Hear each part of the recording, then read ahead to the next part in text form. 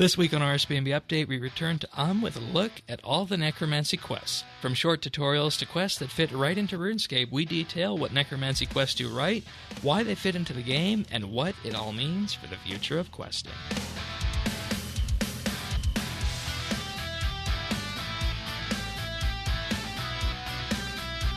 This is RSBANDB Update, episode 952, recorded Thursday, September 14th, 2023, A Pocket of Erebus.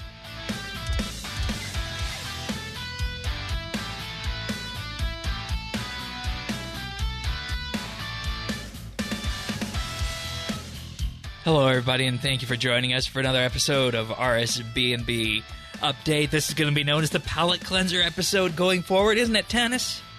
Yep. You know, sometimes you just need a little drink of wine, right? But no, wait. That's nothing close. Chocolate between your wine, right? Today's the chocolate. That's right, and of course what we're referring to is we're going over Necromancy's quests from my vacation and then into Hero Pass right after that. We didn't have much time to continue our Necromancy coverage, so that begins again this week with the focus on quests, and to help us do that, Zerdones from Clan Quest is here. Welcome. Hey there, glad to be here.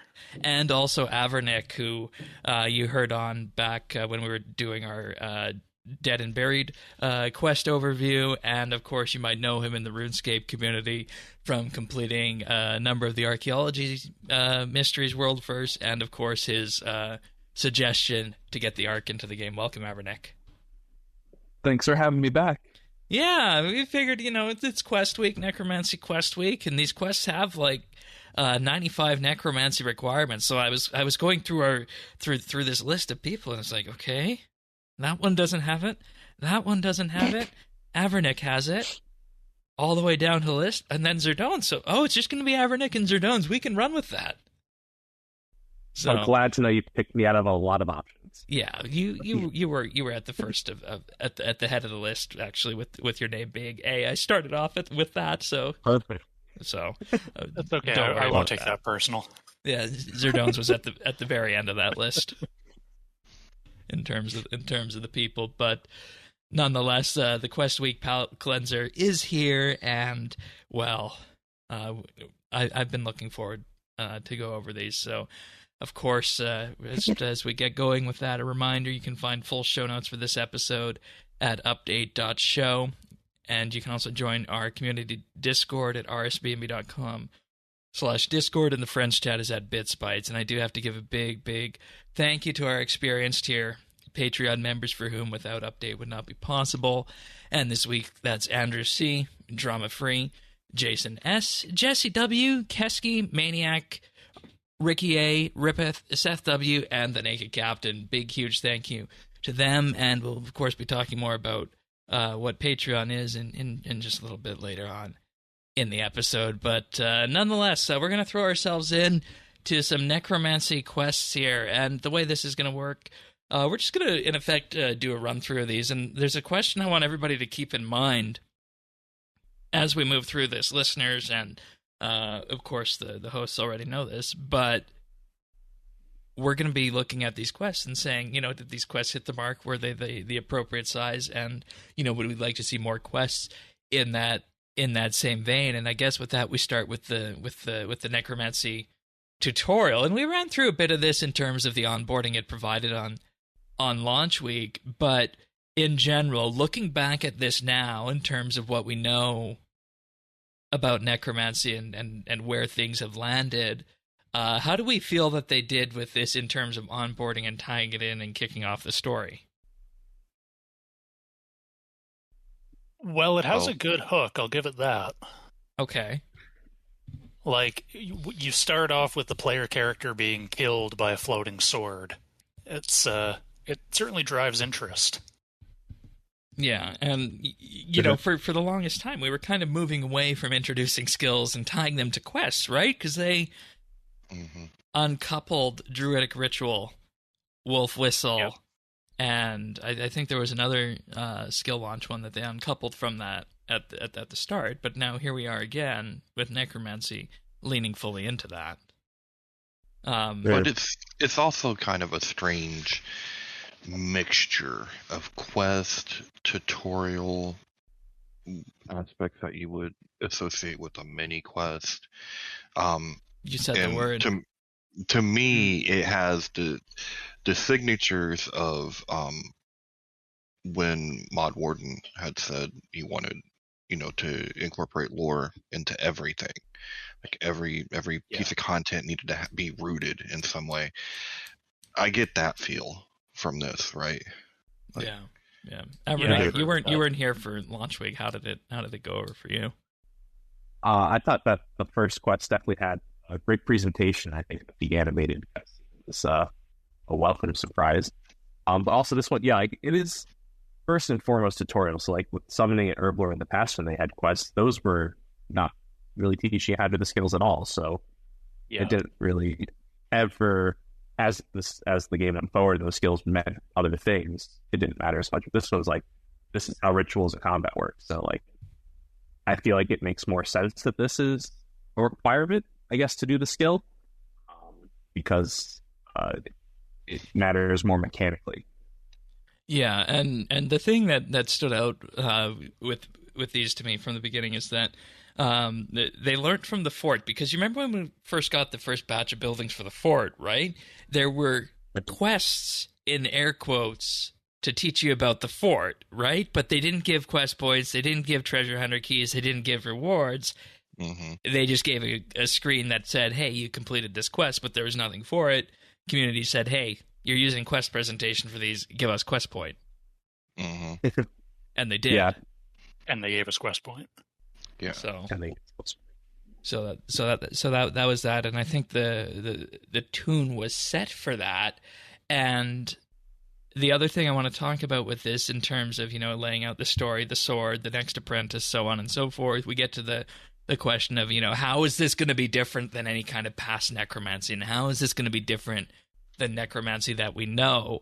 And the underpinnings of this entire skill, of course, is the idea of consensual necromancy, which of course was a show title in the past. I like that they did this. It's so RuneScape-y. Like, it is. I don't know if anything else, like if any other game does it. Like, it's so freaking RuneScape. So, something that I was reflecting on when I was playing the quest is there's an observation about old school RuneScape quests. There's a criticism that gets brought up that the player character is often characterized as kind of an idiot. Yeah. Yes. Like I think Priest in Peril is a great example of this, where we are just the hapless rube who gets talked into doing all the villain's plans for them. We're not very smart. We just sort of yes and whatever's told to us. Mm-hmm. And I was thinking about this playing the Necromancy tutorial quest and thinking, I like how they've kind of used that, where the player character says, or like we're told you have to be a necromancer. How can we be a necromancer while being a good person? And bumbling idiot just kind of blurts out, "Why can't we just ask them?" And everyone's like, "Wait, no, you can't. Huh? No, you can't do that." And then we do it anyway. I like that. I appreciate that. Yeah, and Avernick, on this, I know this was something that you and I discussed in the lead up to this episode. On this, how do you feel that this whole idea of consensual necromancy went through the skill, and in terms of just the difference between what we were thinking it was going to be going in? I think it really like leaned into that that RuneScape-y, like not comedy, but like whimsicalness. And I've seen complaints on both sides, like, oh, this isn't enough, like this is still, I think, necromancy, or the other side's like, I wanted to be edgy and like that. But like, I feel like this is like a really solid middle ground on the bell curve of like just appeasing as many possibly players as possible, because I feel like that was probably something talked about a lot in the lead up to the skill by the developers, was like, how do we actually do necromancy where our character is defined good, whereas opposed to, like, I think a lot of other games would treat it as the character is neutral, the player is neutral, right? But they definitely like pigeonholing us into good, and it does matter throughout the story. Like, that's actually ends up being like a big plot point, is that we chose good.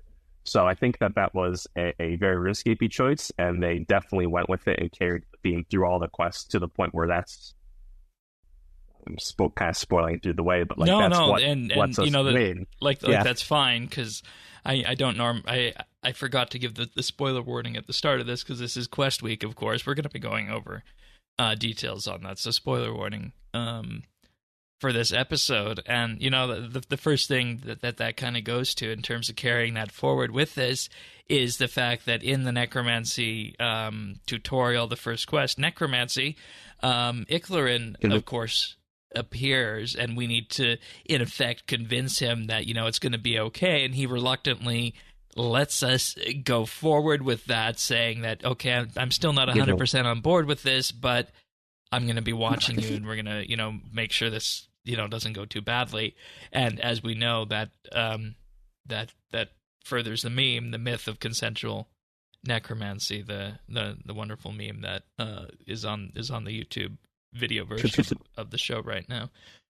We remembered to ask. Yeah, and the two people, of course, consent, and Iclarin's in the background. I don't. Isn't there somebody you forgot to ask?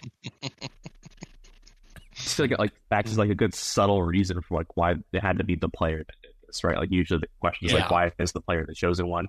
And it's because the player is the one that stumbled into this answer, and that's what ends up working. So it's a backdoor chosen one excuse, which works. And I mean, even later on, there's question of where the player's connection as World Guardian lands into this too, and we'll maybe touch on some of that as we progress through this episode. But once again, I mean, for a tutorial and onboarding a skill, I think we're already at a point where we realize that it's going to be the story is going to be woven through that. But the next quest that came up was Rune Mythos, and of course, for the people who just want a space bar, which we need to be honest, there's going to be a whole bunch of people out there who were in the space bar. It's a skill. I'm right here, Shane. I know it's a combat skill too, Avernick. You're forgetting that. Well, it's combat skill, so the statistics are drastically skewed. Exactly. Oh, yeah. And this was the onboarding for necromancy, rune crafting, and incantations, which was neat. But there was the one line. If you had already completed Extinction in Rune Mythos when it comes to the rune crafting altars. Pocket Dimension of Erebus. Huh. Yeah. Little background thread being carried through it, and Malignus Mortifier saying, don't think about it too hard. It's and that was their it's key. Nice to keep the theme going. And that was their note to the player, where the character literally says, "Don't think about it too hard," because they don't want another case of Sliskay's masks going forward. Yeah, it's a good detail to like keep thematic consistency for like what necromancy is and stuff like that. But it's clearly not like the central point of the rune crafting the skills. That it's Erebus. We're definitely doing Erebus now. That's what we're doing for the next 10 years. It's just like they're just keeping it consistent and referencing that they are doing so. Yeah, because they're but at the same time, we're kind of venturing dangers close to that, because I forget in one of the quests there was a mention of Zautak, of course, too. But once again, that does come back later. This does come up later. It's hard to avoid it with necromancy, I feel, but I mean, we're still in 4-3 land, and I mean, since we're just here at the beginning, I'm going to throw this out there, and I'm going to say that I would. I haven't been convinced that the small stories are the way to go, and I wouldn't be, and I wouldn't be sad if Zaros came back at some point, or we did something interesting related. See his corpse floating in the background of the rune crafting altar. I don't know about that. But this guitar.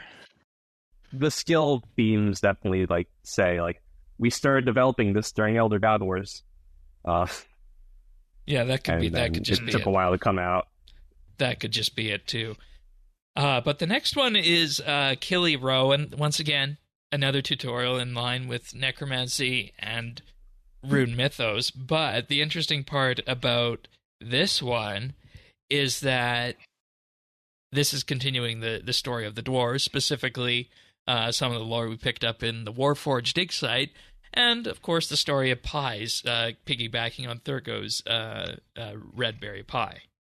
And for many people, these were just, innocuous item upgrade tasks all the way to tier 90. But at the same time, I feel like we just threw out that probably our character, and I don't know if we did, but I feel like our character forged a closer relationship with Killy there. How do you, did you guys feel as players that we learned more about her and connected, or do you think it was just our character doing that? Yeah. I mean, like in the way that these quests are a progression through the skill, I feel like the tasks were also a progression through the skill, and both were meant to just tie you emotionally more to what's going on.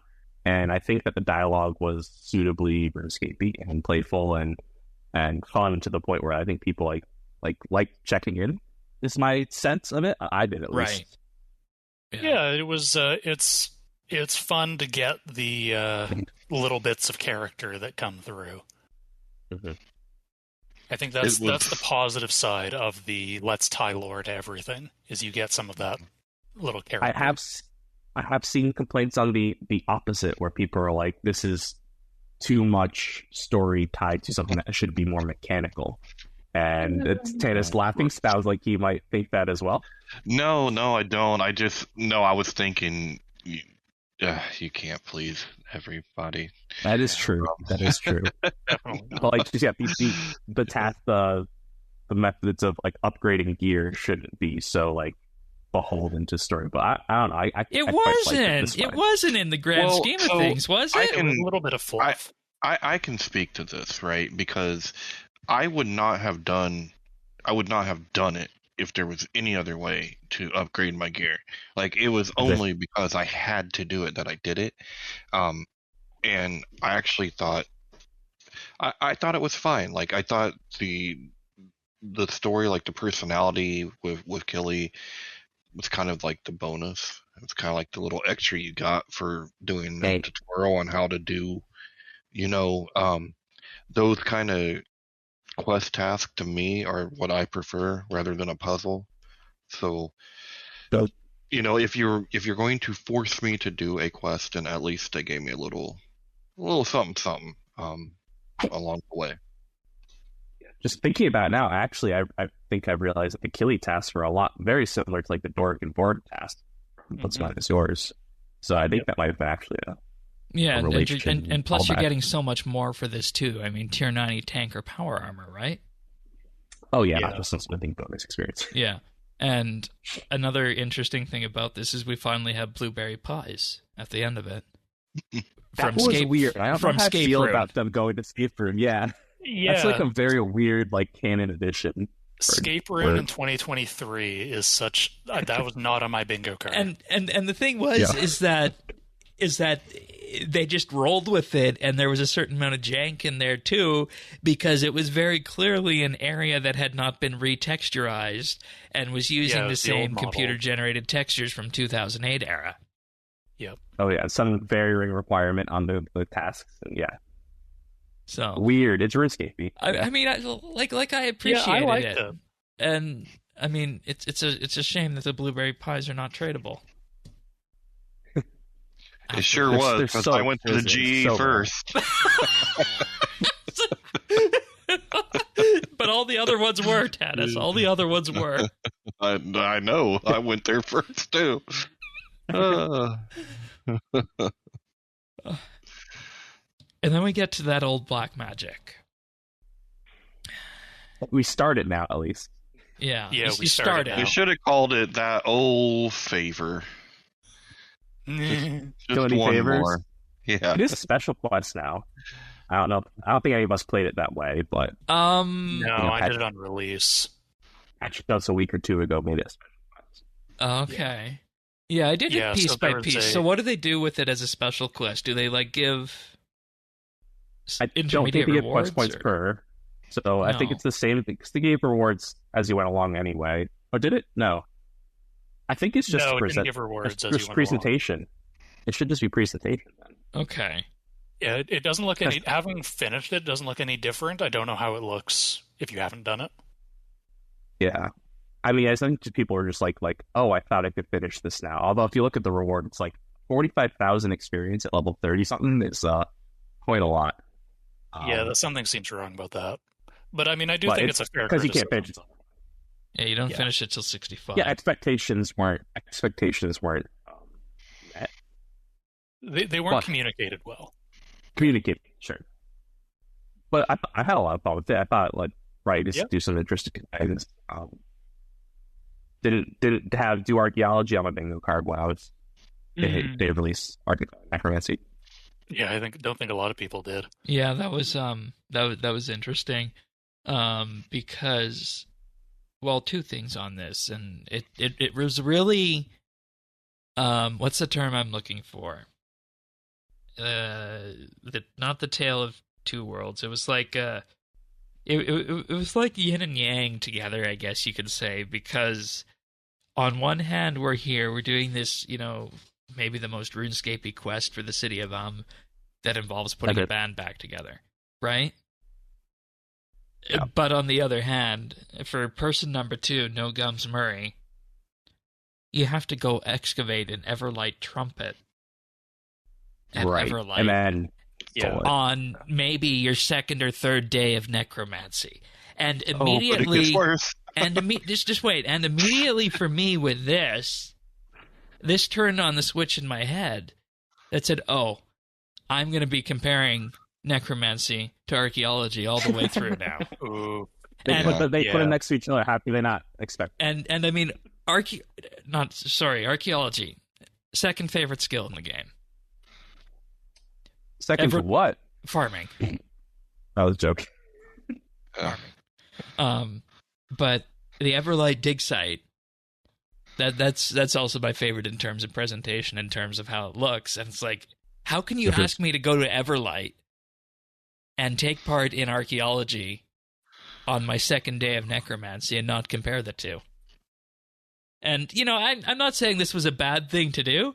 I'm just saying it really put it into the spotlight of how different these skills are. And, it at the time, it really showed the things that needed to be pushed in the right direction with necromancy in terms of rituals and some of the UI stuff. And I think we got there now, a month and a bit in. But wow, for the second or third day, that was not a comparison I was expecting to make, I have to say.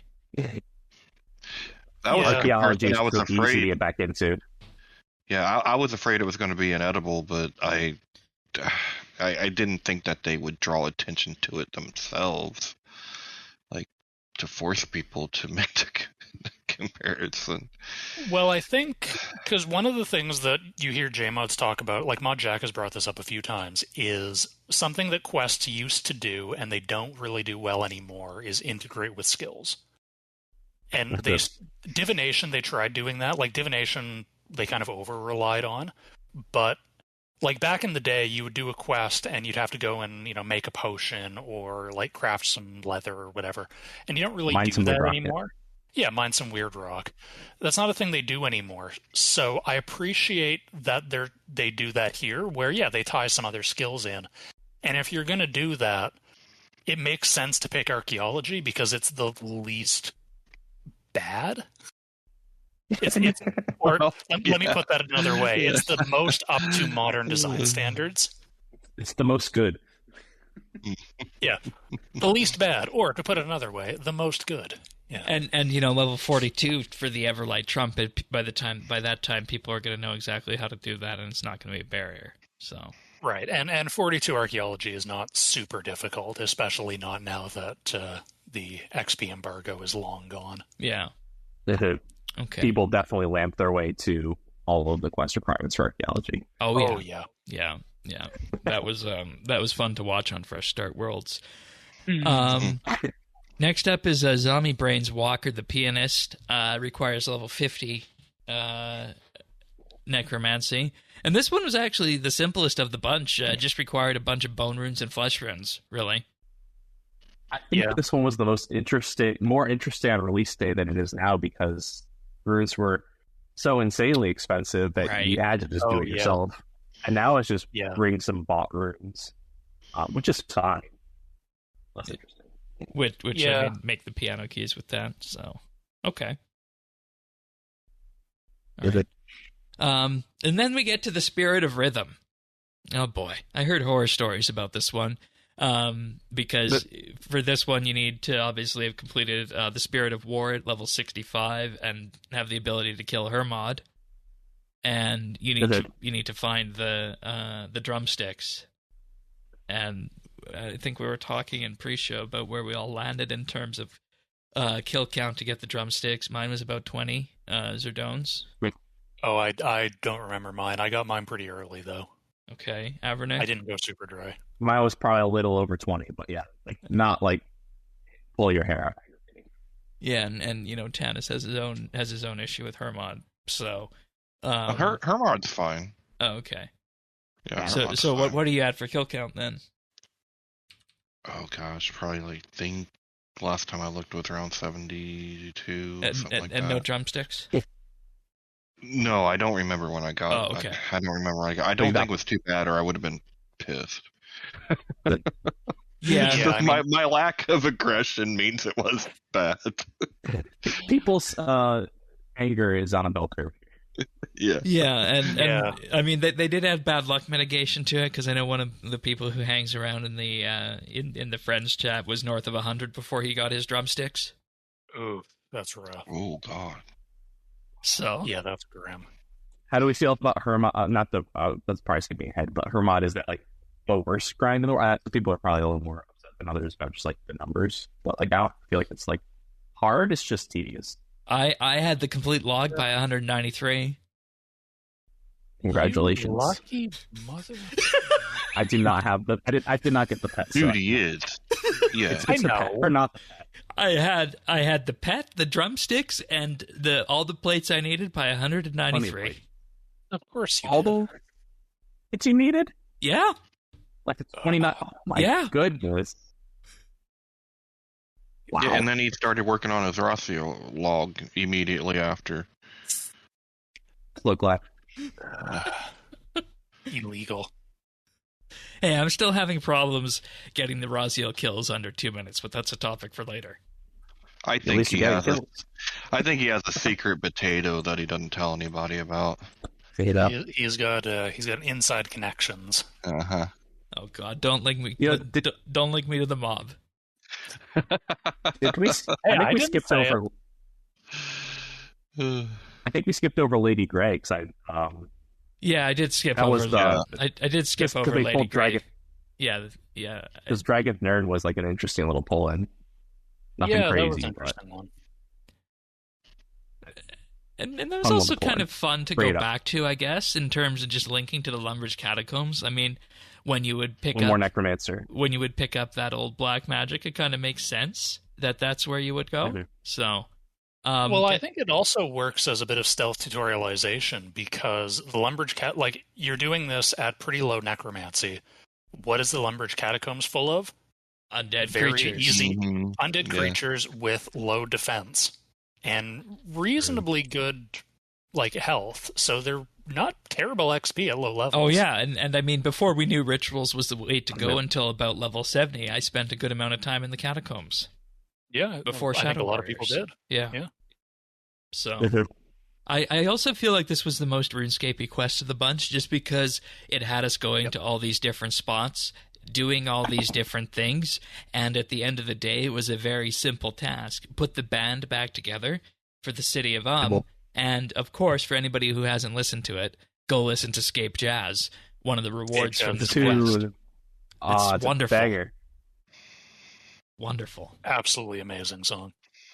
So, Love and that. The reward. And my favorite thing is if you walk into the city of and you walk closer and closer to the bandstand, the music gets louder as you get closer to it. Yeah, I like it. It also, as you progress in the quest, they add in the different Add the different the instruments in. instrument, Yeah. Oh, that's cool. I didn't even Yeah, pay it any. is, Well, I don't even think I have my music on actually. Ah. I'm not a quester. Sorry.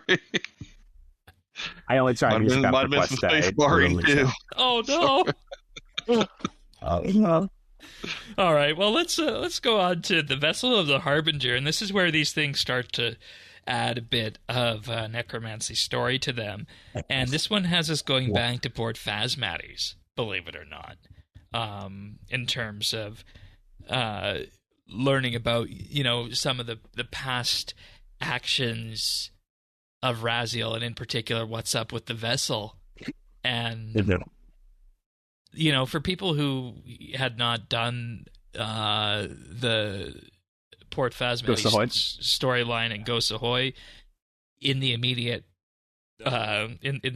immediate run up to this quest, you kind of forget that, oh boy, this is actually an area where we did these things maybe back in 2005, 2008ish era, and they've just been kind of sitting there since. But now there's an actual reason for us to go back there and pick some stuff up with that. In particular, some information from Nettie, who of course has passed on, but we of course deal with necromancy, and we're able to glean a bit of information from that. And this is where we really start filling in the gaps and painting the picture of what Raziel is up to in terms of what he wants to do with us as we progress through this. Quick take on this quest, Avernick. Quick take. This was a really nice sequel to Ghost Ahoy. Yeah, I agree with that, and I think when we start underscoring all these things and we look through this, maybe this is the kind of quest that RuneScape players want.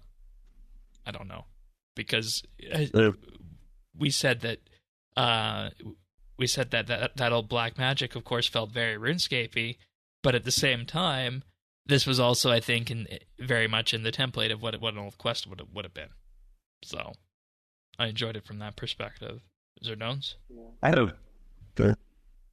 Yeah, I agree with that. I think I have thoughts about how it and basically everything else ties into the broader Raziel story that I'll save for later. But in terms of a sequel to Ghost Ahoy, like picking up some of those threads, seeing where Port Phasmatis is at, yeah. And I also think, and I don't remember whether it was you or Avernick that said this, but this is the way we go back to past storylines in the future. Could you imagine how incensed the community would have been if this had been the gnomes? Yeah, you need to tread carefully when you're going back to old quests like this. Because, you can go back to Port Phasmatis and just be like, oh, hey guys, how you doing? Just popping in. But there's some things you can't do that with. Specifically the things that are deemed unfinished, right? Yeah, like things like gnomes, I don't think you can do very well. I don't think you could do like what the worst Elemental Workshop 5 I can imagine is like some future skill sends you to the workshop and oh no, a meteorite destroyed it. We'll never know what was underneath. Oh, I know there's... Now that sounds like the best Elemental Workshop possible. Oh boy. Do that. There's not even dialogue to spacebar in those quests. No, it's even worse. It's puzzles. Yeah, it's even worse. That's my other nemesis. That's a whole other can of worms. No, there's one thing I learned when Avernick was on the show last time is that it's going to be me and him for Elemental Workshops going forward, right? Uh-huh. Hell yeah. I like Elemental Workshop. Okay, the three of us I defend Elemental Workshop. One more to the gang. How many can we get? I don't know. And that's a good point though. I was going to say that's a good point with like the revisiting Ulcerans, because I feel like the Desert series is very primed for necromancy content, but this didn't touch it. Yeah. Right, but they can't do that. Yeah.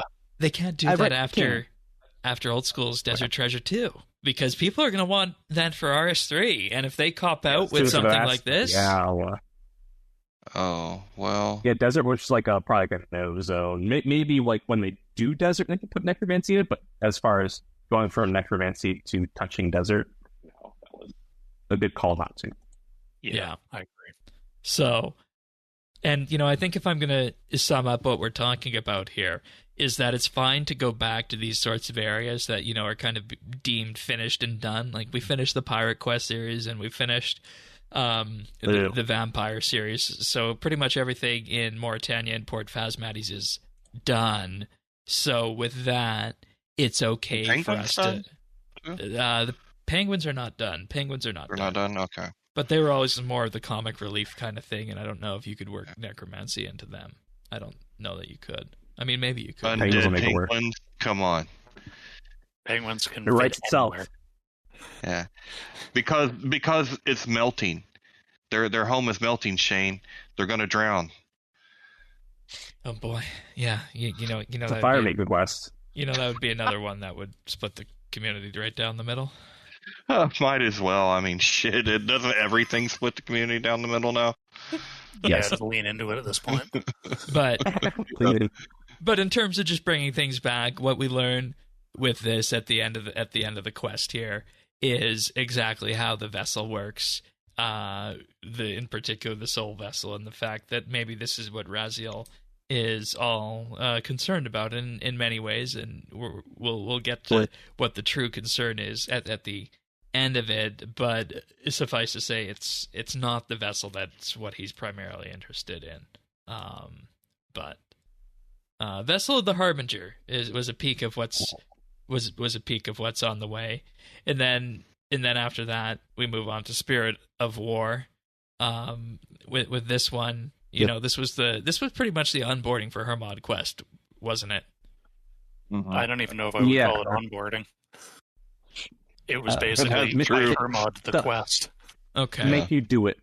In the beta, there's like a group of tutorial quests. There's also a small group of this is the boss quest. And this is one of those. Yeah. Which is fine. It can be that. It just doesn't leave a lot of room for like pure quest.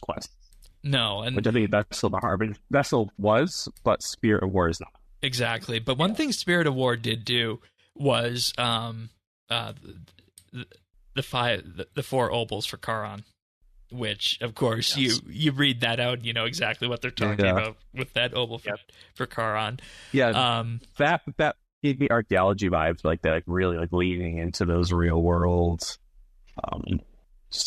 references. Yeah, exactly. Because you know, like past cases of Roman and whatnot for Saradomin and the Everlight dig sites and whatnot with that. I do want to talk about mechanics on this one, because I know this was a problem probably for you, Tanis, but also for other people who had vision issues on this, and I'm specifically talking about the wayward souls in the rowboats. Oh man, I almost forgot oh man. Oh man. Yeah, I can imagine. What was the indicator? Or was it just finding the soul floating over the water? Yeah, it was just find the soul. Yeah. They're just wandering Okay, that was the around. indicator. Okay. Yeah, and you know, they've mapped them out since then, but at the same time, just the level of contrast that they've shown and the bubble manner of that when you would be near them kind of made them hard to see.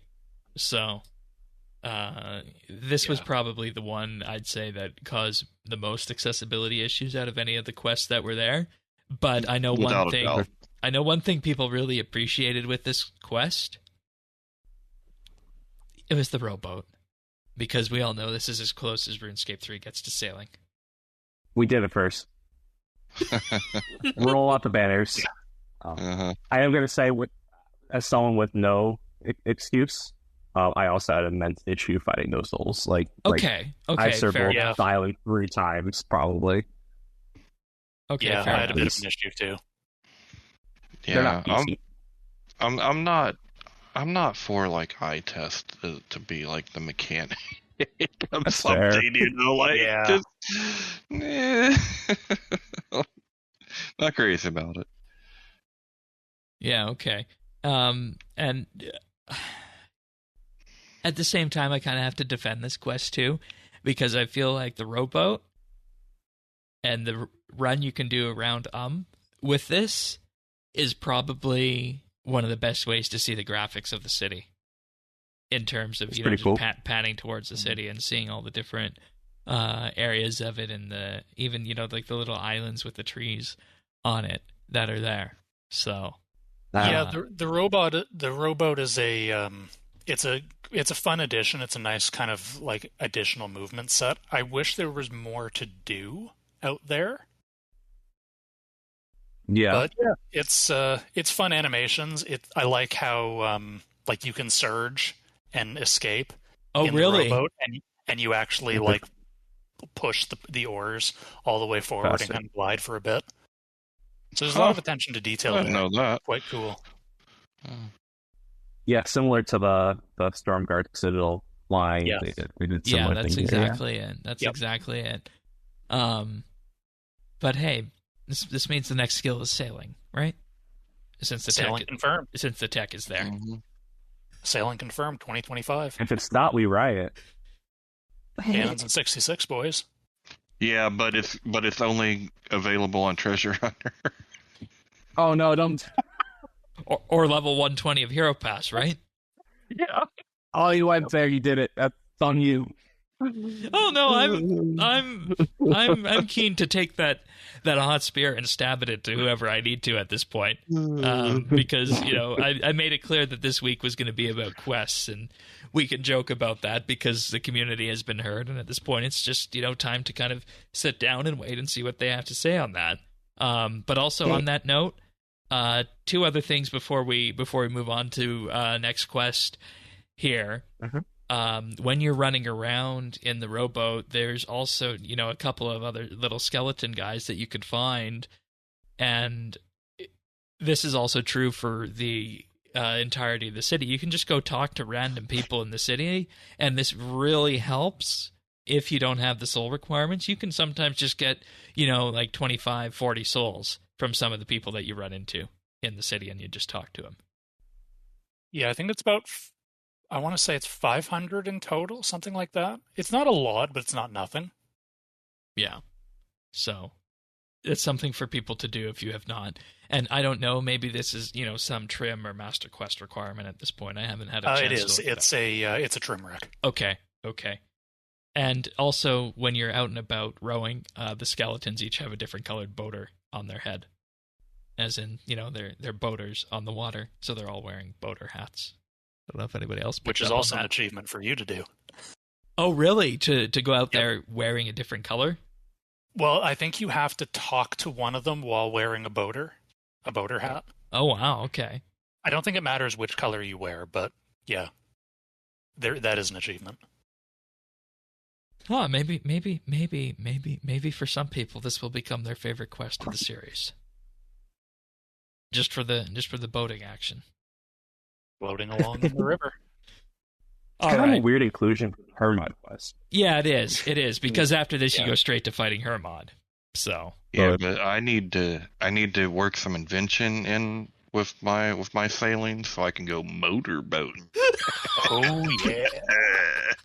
Oh, so you're already planning the expansion for sailing. It's going to be based on invention. There we go. I think that unlocks at level 69 sailing. Yeah, I believe it does. Oh my god. You didn't even have a quest week, can you, Shane? No, it's fine. Never. It's fine. Averneck, how do you feel about that requirement for the unlock? I guess I could see it. Okay. I don't know how to respond to that. Okay, fair enough. All right. Tombs of the Warlock. This is where Tombs things... or tomes? Tomes, not tombs? Okay. It depends on how you want to pronounce it. Yeah. So But the purpose of this one is to learn more about Orcus, a former Zerosian apprentice of Raziel. And immediately with this, everybody's eyes should be opening up to realize, where have we heard this before? Where have we heard this before? Well, of course, everybody is aware of the Blood of the Orcus archaeology material, so that is the way this quest is going, in that it is yet another huge callback to archaeology, and in particular, the Zerosian side of things, to the point where we actually need to go talk to Dr. Nabanek at Caradet to get our first task, which involves excavating a necromantic focus, restoring it, and then returning to the exam center after that. So not only are we, with this one, drawing callbacks immediately to archaeology, we're drawing callbacks to our previous huge master story arc of the Zerosians. So, that was something. That's actually something that annoyed me on release. Like, I've seen a lot of people complaining about the lore fails in Necromancy, and I think most of those complaints are, what's the word? Dumb. Yeah. But this one bugged me because on release, the dialogue with Death said, you need to go and I'm paraphrasing, basically said, you need to go and talk to Azanadra. And the player character responds, oh, he's Dr. Nabanek. But he isn't. Yeah, it depends on where you are in the... Right. I felt like that was... I'm fine with the fact that the quest, or that the skill as a whole kind of plays fast and loose with 5th age, 6th age. Are we the World Guardian? Aren't we? I'm fine with that. I get that. I did think it was weird to not acknowledge this, like, material change in the personality of the world, the characters who are out there in the world. And to Jagek's credit, they did fix that a couple of weeks ago. But I thought that was weird on release. Yeah, that was like a weird oversight. Yeah, and that's because there's many instances of Azanadra, right? Well, I think it's I think the reason it happened is because one of the problems that this quest series runs into is because it's tied to a skill, it has to assume that you don't know anything about the lore. Yeah. Right? Like it has to be its target audience is all players, regardless of whether they started yesterday or 23 years ago. So Dr. Nabanek, the first time you talk to him, he tells you, by the way, it's me, your friend Azanadra. Like that's an ingrained part of archaeology's story. Yeah. So Necromancy had to, if Necromancy was acknowledging that, it had to assume that was all that you knew. Right. And my question with this is, what happens if somebody's doing this quest in Necromancy who hasn't done Desert Treasure and freed Azanadra? Well, that was a problem with archaeology to begin with. Yeah, that's a problem with archaeology. And I think more generally, that's a problem with the 5th age, 6th age split, which I think is maybe a topic for another day. But I think it assumes that you have freed Azanadra because from the player character's perspective, that has happened in the past. Right. Right, but at the same time, it does not acknowledge that Azanadra has since left, and this is now what he's until. It does now, but it didn't on. It does now, yeah. right? Yeah. So it assumed that the player was in a very specific point, which was post Desert Treasure, but pre Battle of the Monolith or Extinction or something, or Aftermath something. Yeah. Which is a very it's a broad place to place the character's technical timeline, but it's not always technically accurate. Right, and then if that was the case, that wouldn't really make sense for Necromancy, then, would it? In terms of where Necromancy sits. Right, because Necromancy kind of has to sit anywhere. It's intentionally outside of a specific timeline. Which, yeah, it's good that it works now. And clearly they had other dialogue checks in. This one just seemed, very, obviously missed. Because I definitely also thought the same thing. All right, fair enough. We also have to, with this, find 4 books, the books of Ice, Shadow, and Blood, and Smoke, of course. And with this, you, in addition to excavating the necromantic focus, you also go talk to Reldo in the Varrock Palace Library for the Ice Book. The Smoke and Blood books we start off with at the Wizard's Tower for Wizard Boran, and then we find out that for the second one, we need to go to the Wizards Guild in Yanil. And then the Shadow Book was deemed to be so evil that it was hidden at the bottom of the Grand Library of Penifos. Like, So yeah, that was I think- something. not to harp on the quest too much, but Oh, please this harp on section it. definitely. Oh goodness! This section definitely showcased that the dialogue was working really funky. I think because like when I was talking like Wizard Boran, like you immediately like finish the point when he gives you the book and tells you to go to the Wizard's Guild, and then the dialogue doesn't stop; it just goes right into and here's that stack for Rune Mysteries that you've since destroyed. And that happened a couple times in a lot of these dialogues in this quest specifically. It didn't happen in any of the other quests, which was really weird.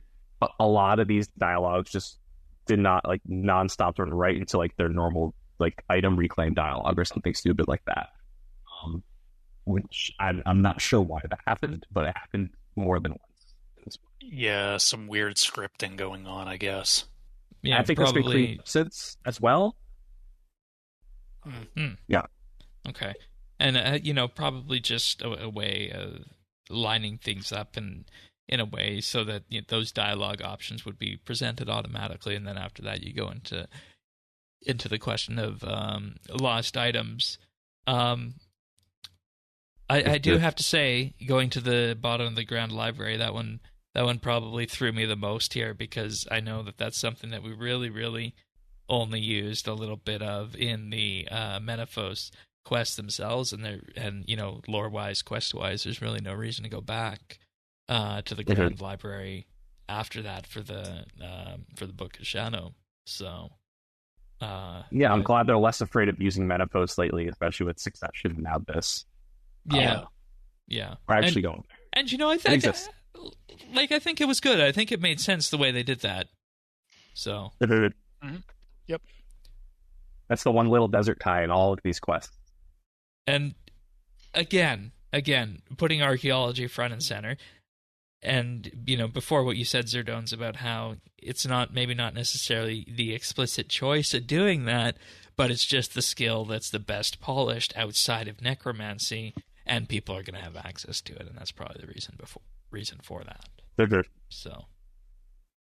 Well, in this case, it also ties very explicitly into Orcus, who is one of the relatively few characters who exist in the game already who were tied to necromancy. Yeah. And, we also need to say that before, a few weeks ago, the ingredient to make the super necromancy potion was the blood of Orcus, the archaeology material. They tried doing that. There wasn't enough in-game. They moved it to congealed blood instead. There still wasn't enough in-game, but they buffed that this week.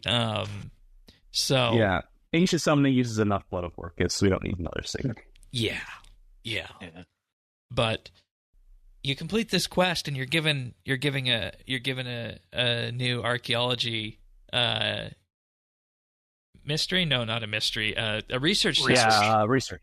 Special research. Yeah, a special research task called Nom Nom Nom Nom. We got a case of the I don't know noms about you there, guys, but everyone in my clan was recompleting all of the carrot at research. Yeah.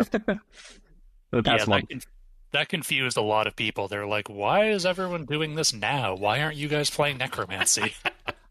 I don't hate it. I'm a big advocate for just adding like little mysteries or research to archaeology. I will definitely take more of it. But the way they have the notification set up, it's definitely maybe not the best for it. Yeah, it's kind of silly. Yeah, but you want to do this because this is a requirement for Master Quest. And what this does, after you complete this research task, you are given a set of coordinates, 2 degrees, 16 minutes north by 7 degrees and 24 minutes east, which leads you to a spot behind the Necromancer's Tower. And when you dig there, Raziel appears. And you talk to him, and you get 15,000 Necromancy XP. And with this, you, in effect, just get another little chunk of lore for doing this, which, again, highlighting necromancy versus archaeology, it gives that feeling that archaeology always had, that there was just so many little things around the edges put there for you to discover, that it was like, okay, is necromancy going to have these sorts of things? But no, instead, what they did to bring those into Necromancy is they just went with archaeology. And, I can see that, actually. And when this launched, I was kind of upset about it, that there wasn't that sort of, sense of discovery with Necromancy. But I get that's not what Necromancy is about, because it's a combat skill, right? So instead we got this now using archaeology to do that same sort of sense of putting us around the world and discovering little interesting edge cases about that. Yeah, the sense of discovery is more mechanical in Necromancy. Yeah, and that aesthetic of discovery, which I think a lot of people tie to RuneScape, just jives so well with archaeology that I think we all just want more of it. Yeah. And this kind of illustrates that's archaeology's place in the world, and we should use it more for that. Not necessarily that everything else has to be that discovery bit, but let's bring archaeology back whenever we want to do that. Right, and the two immediate things that pop up for that is getting a conclusion to writing on the walls, as well as the Voss bit from underneath Sentistan. Yes. Oh, yeah.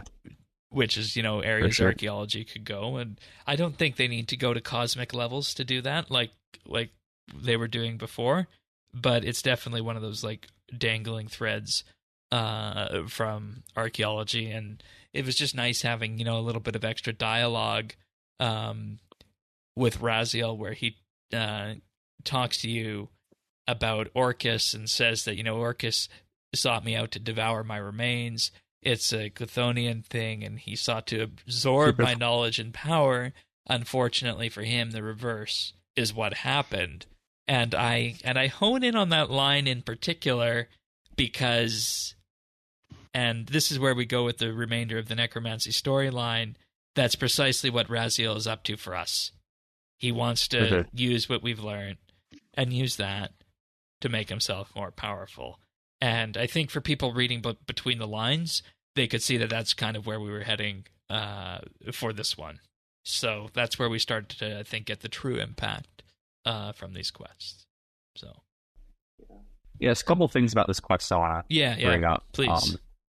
The first is that this one kind of is where it clicks, where Raziel gets something from each of his apprentices. He learned something. For Orcus, it was the value of having an apprentice, because he was his first apprentice. They taught him you can get things from underlings. So I thought that was really cool.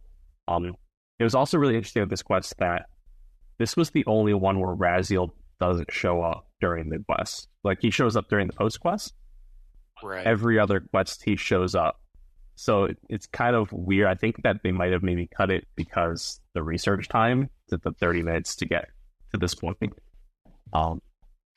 That was just a little observation where he's still in it, but not as central as the other ones. Because you couldn't it probably wouldn't be good quest-wise to make somebody wait 30-odd minutes to complete their quest. I can imagine the Reddit threads now. Yeah. And the last thing I wanted to mention was that this was, for a couple of days there, 86 archaeology was the highest skill quest requirement. When we knew about this just before Necromancy came out. Oh, yeah. Obviously, Necromancy came out. That's actually a good point. That's actually a good point. But 86 was one higher than 85, which was the previous highest. Yep. Kind of weird you need 86 archaeology to be the level 75 Necromancy quest, but everyone loves archaeology, right? Yeah. And that's actually good that you mentioned that, because this shows that we're in for a sea change with this, and Jagex isn't going to be afraid to put high-level quest requirements in going forward. Yeah, absolutely, which is... case in point, level 95... Getting what time. Net 95 for Alpha versus Omega. XP inflation. Mm-hmm. It's real. Yeah. It's, yeah. It is. That's a fun topic. It's good to acknowledge it. And it's better for the progression of the skill, right? The story from 1 to 99 is more fluid, more consistent. Yeah, and that's actually a good time to mention the monthly bit that we did and thank our Patreon supporters for this episode, because in a couple of our pieces of forgotten content, we actually talked about XP and where XP lands in all of that, and whether or not there's too much XP in the game. And I know that's a controversial statement, but we But we actually looked at that with the Tears of Gothics this week on the monthly bit. So if you want to hear that episode and more, check us out at patreon.com/RSBANDB, and you can sign up there, just like all these other fine people did, including Alfie S., Alvaro L., Amos Reed, Andrew C., Arvids L., Chulbura, Chunk the Monk, Dominic R., Drama Free, Duramax, Free Milk, Jacob G., Jade Gizmo, Jason S., Jeebus, Jesse W., Kesky, Ling01, Maniac RS, Mohan Veet, Mr. Crafty, Nate the Great, Pernasius, Renhawk, Ricky A., Rippeth, Runestar, Samuel FL, Scott DS, Seth W., Shirtpants, Tabby, The Naked Captain, The Dab and Goat, Tim, Tom V, Ukulele Steve, and Zant. And, of course, I mentioned XP inflation and the huge amounts of XP we already get in the game. And, you know, we did briefly touch on that in our monthly bit where we talked about some of the forgotten content in RS, in particular the Tears of Gothics, and how that has gone down in value just because you can get XP elsewhere so easily at this point in time. But we also looked at a number of other pieces of content as well, including Shattered Worlds, the Camelot Quest series, and a few others. So if that sounds interesting to you, you can sign up at patreon.com/RSBNB for as little as $1 a month and gain access to that episode and an entire back catalog of bonus shows. And of course, we also have a VIP tier for $3 a month where you receive a special rank on Discord, including chat channel access and mention on the podcast at the start of the month, in addition to high-quality stereo versions of the show. And, of course, we also have our Insider tier, where you receive a shout-out on the podcast each and every week, and you get access to the clips we use to make the clip show at the end of the year. And you do also get a Christmas card in December with that. So, wonderful value there. And, of course, patreon.com/RSBNB is where you can sign up for this, and we're extremely grateful for all of our Patreon subscribers for allowing us to do what we do here. It means the world to us. Thanks so much, everyone. Thanks. All right. Next quest on the list, Remains of the Necrolord. And this is the Dungeoneering Saga look back and call back on this one, isn't it? Very much so. Yeah, I think that upset some people. Did it upset you? I didn't love it. It didn't upset me, but there's definitely a lot of people that weren't getting how to do Nadir and Vengeance or Sagas in general. Yeah, well, I think one thing that wasn't very well communicated was that you needed to have 100% completion. So you need to do all I think it was the bonus specifically objectives. communicated that you didn't need 100% completion beforehand, but then it ended up being yes. Turned out being you did, yeah. Yeah. It's not changed. Yeah. That wasn't very clear. Yeah, so any faults of this quest then fall squarely at the feet of the Dungeoneering Saga system then, right? I love this quest. It was great. Tell us why you loved it then. I thought it really worked well off of Nadir and Vengeance, which are both prominent in the recent story with Legacy of Zamorak, as well as managing to worm their way into this. I thought that those are like really good pieces of content that do get unfortunately covered in some jank related to the sagas. And there were like some really interesting I think specifically for Vengeance there was some interesting like reframing as to what's actually going on in that saga, which I'm not sure if that was like the original intention or if that's just something they're doing now. It's like make phantoms more of a thing, but those were my favorite parts. I think that there's also a lot of people gravitating towards like the ritual terminology and the Zauertak boss thing. That was a big fan favorite, and this one also like was really good at using necromancy. Like we did a ritual, and that's something that I don't feel like was the rituals feel very contained to that one spot, and this one like broadened that a little bit. So those are other places. Yeah. Is that a problem? Is that a problem that rituals are contained to I think it's an opportunity feature. Right, so different ritual site, different vessel. Different ritual sites, vessels, ritual options, maybe we transform different things or whatever. But yeah, I think that's something that is definitely available. Okay, fair enough. We start off, of course, by finding the 3 listless dead, and then you find Lord Yudura's remains, and we find out that in that Yudura was actually killed by Moya of all people, believe it or not. Yeah. And which is also another callback because Moya, central antagonist of our previous storyline, which depending on who you ask and where you land, that was either a good thing or a bad thing. So she's not gone.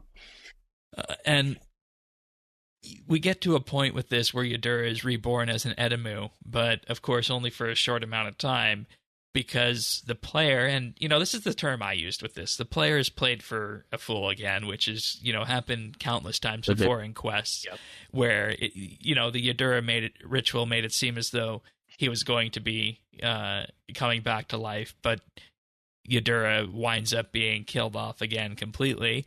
And we also learned through this ritual that we have inadvertently made it easier for Raziel to return after death. That is a weird one because of how Alpha versus Omega ends, but I think we can talk about that then. Like, he doesn't really use that power. I know, which yeah, that's a weird thing. Any thoughts about why on that? Yeah. I'm gonna guess this quest was a later edition and the end was already written and they didn't know what to do with it. That's my guess. But I don't know.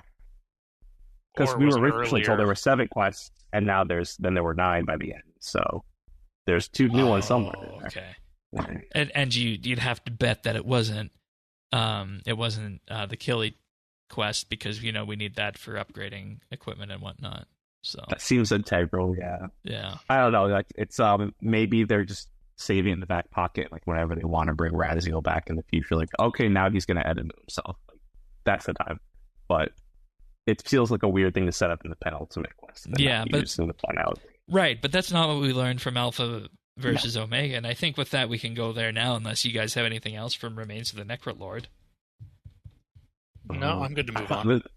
I thought this one was a really good, like, self-contained story with Yudura trying to get revenge on us. Yeah, and worked really well internally. Like a good way to look back to the sagas, at least, because that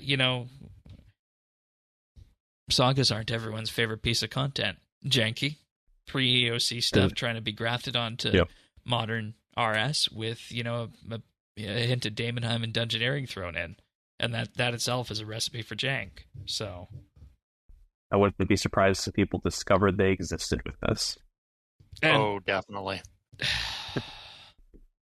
And I feel like I can say this, but I feel like at this point sagas are just gross. Mm-hmm. I know they're forgotten. I know they're forgotten content, and I know they're needed. Yeah, that's another thing we talked about in the monthly bit, the Fremennik sagas. But good lord, they're good stories. Tucked away in bad in jank mechanics. Yeah. Yes. All right, Alpha versus Omega then. The final Necromancy quest requiring level 95 Necromancy, making it the highest quest skill requirement in game. By a mile. Yeah, by a long shot. And, like I said, this sets the tone going forward that, we can actually have things that require, north of 90 now, and people aren't going to be afraid to do that. And, maybe they have to be in skills that are quick enough or that have had passes over them. Like, I'm not expecting to need 95 fletching or crafting for a quest anytime soon because, hey, that would be rough because those skills are kind of rough themselves. But I digress. The whole point of this is to take Raziel down. And we learn through this that his goal throughout this entire thing was us as apprentice, for us to power ourselves up, and he would do what he did with his previous apprentices. Kill them and take the souls for himself. Well, I think 30,000 souls. Yeah, 30,000. I think there's an asterisk to that because it seems like Raziel actually doesn't really care what happened. I think another way of framing his goal is that he is preparing for something else. And his perspective is either he's going to protect the world from something else, from that something else, or we're going to protect the world from that something else. And he doesn't care who that is, as long as someone does it. Right, and that's the big problem with this quest, is, and maybe it's not a problem because it was just putting it out there and it's gone now. But we were told world-ending problems were done. Well, I think that's a more fundamental problem to the storyline as a whole, but... Yeah. And, I mean, it's like, okay, if we're going this way, fine. Okay. I don't know. I mean, it felt simpler than it turned out to be, I'll say. Like, I'll say that. And, you know, maybe that's okay for this quest line, that's what it turned out to be, and that there might be something on the way that we're not aware of yet, and it might fit into what we've been told is the goal for storylines going forward, to kind of have them be self-contained and not world-ending.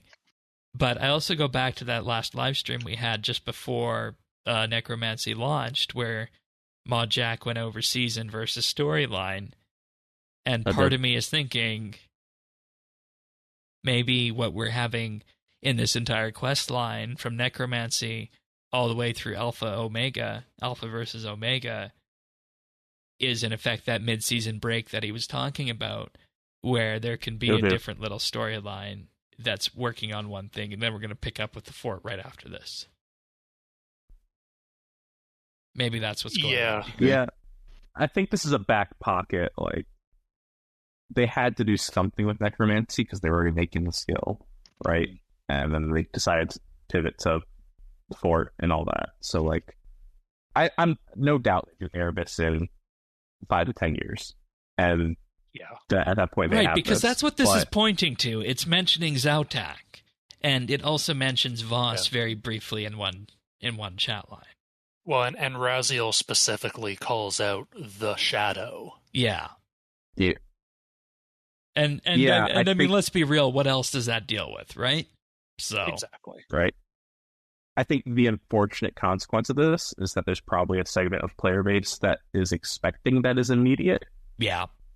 Yes. And I don't think that's the case based on what we've been told out of game. Right, because I remember in the lead up to Elder God Wars, how excited people were that we were going to, you know, in effect be, you know, looking at the Elder God storyline and seeing more of the Zarosian stuff.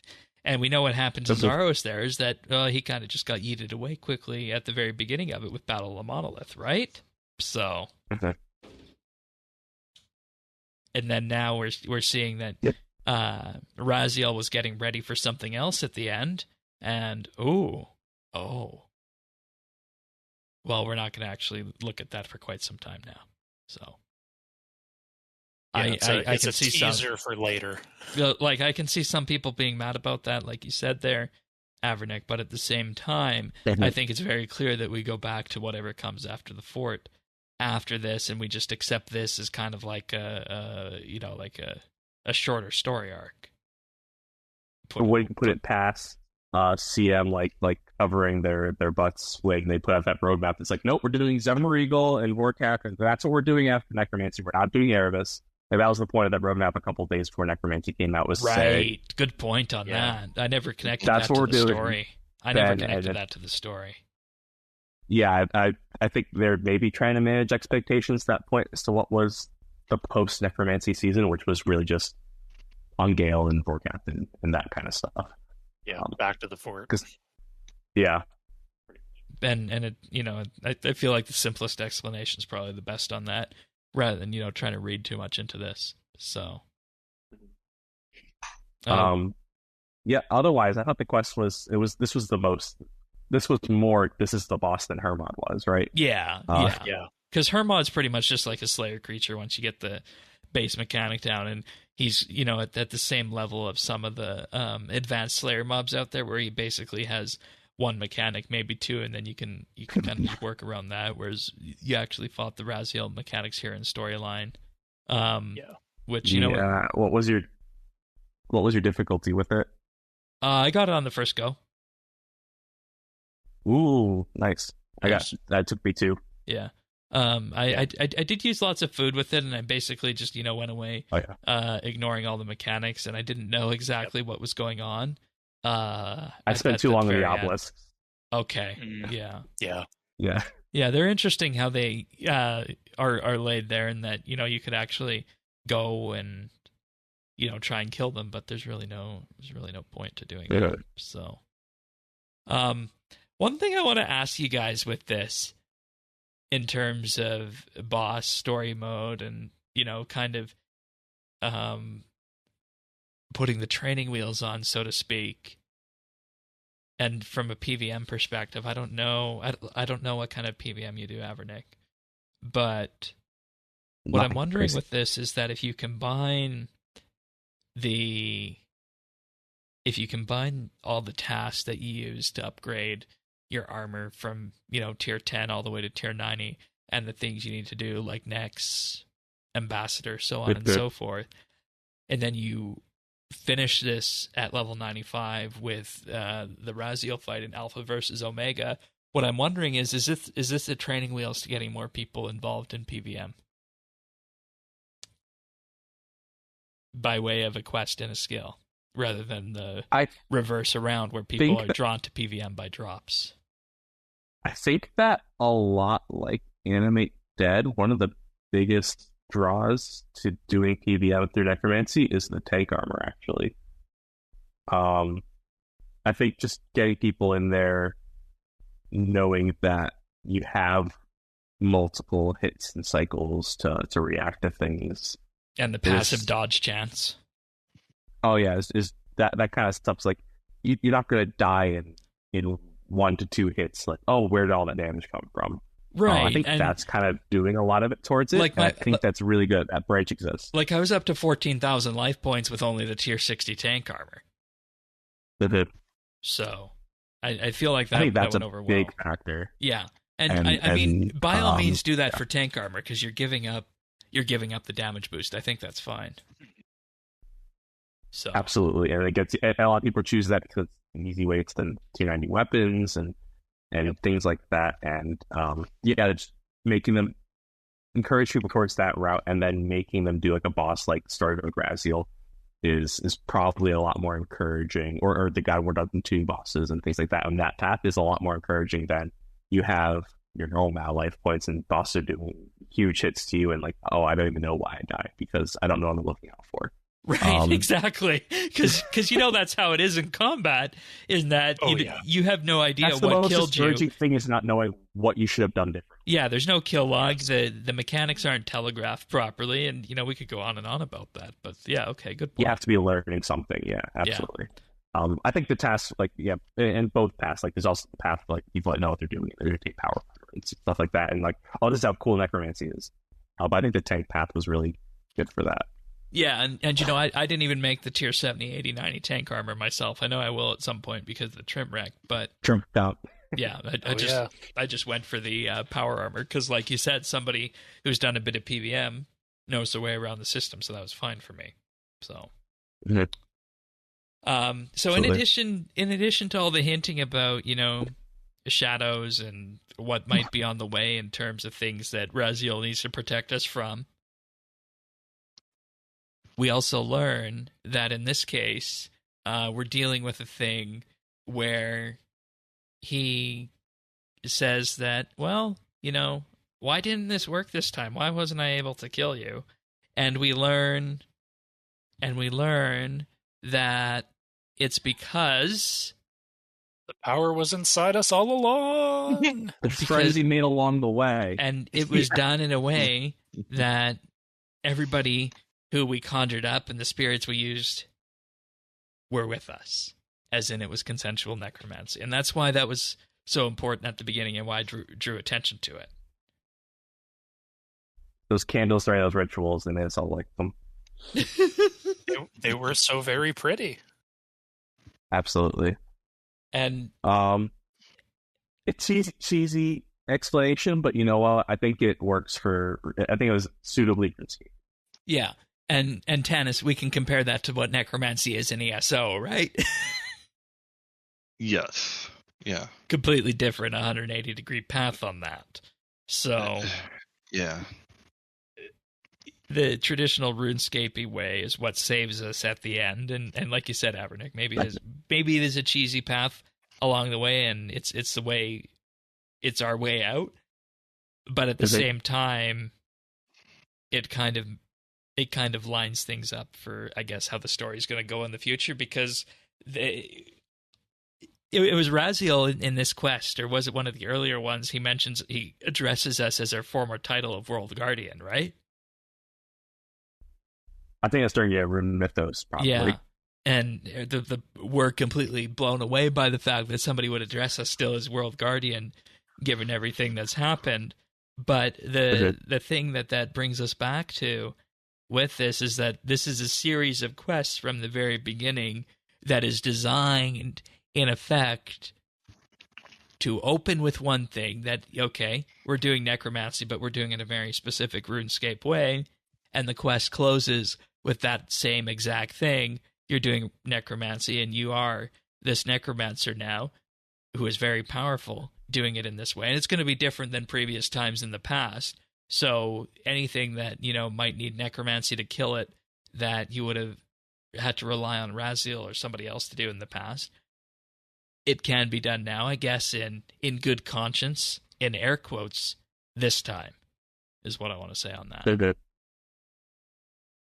And I think that sums up the necromancy story in as many words. So. Yeah, I feel like it was a good feat and self-contained narrative for like the 1 to 99 path. At least the Raziel story part of it. I know it ends up on. Yeah, I mean that old black magic and the Killy stuff was fine as its own, and could have been standalone quests. Yeah. Let's be honest with that. But Raziel started, middled, and ended in quite a I feel personally satisfying way. Like, yeah. So now my next question, in terms of tying all these things up, is that this is effectively a new brand of questing with this, right? Because it's content that comes out, RuneScape's first piece of tentpole content since Zamorak at ED4, that is using quests to onboard, tell stories, and unlock content, but also with this is going to have your typical lore that's in there. It's going to have high requirements and rewards too. And typically in the past, we've looked to quests as being like an epic arc, like the Elf line, like the Elder God Wars line. And then we've had things that were in between, like the Fort and like the Succession storyline. But this, I think, is an entirely different way of doing questing that they hadn't done before. Granted, it relies on tentpole content, necromancy, dare I say it, an expansion, to get it right. But I think it hit the mark, despite these quests being small on their own. Would you guys agree? Yeah, I would agree. Yeah, it's definitely using quests to like advertise and guide, which is definitely one way to use the quest list, and it will be easier to like point to and tie to and use as requirements and things like that in the future. So I think it's definitely like integrating skill and lore and mechanics and all that on another level, which I'm happy to see. Yeah, and I mean, they're different than any other quest we've had, is the point I'm trying to get at with this. And I didn't really see too much complaining in from our end on this. I don't know if any of you guys did.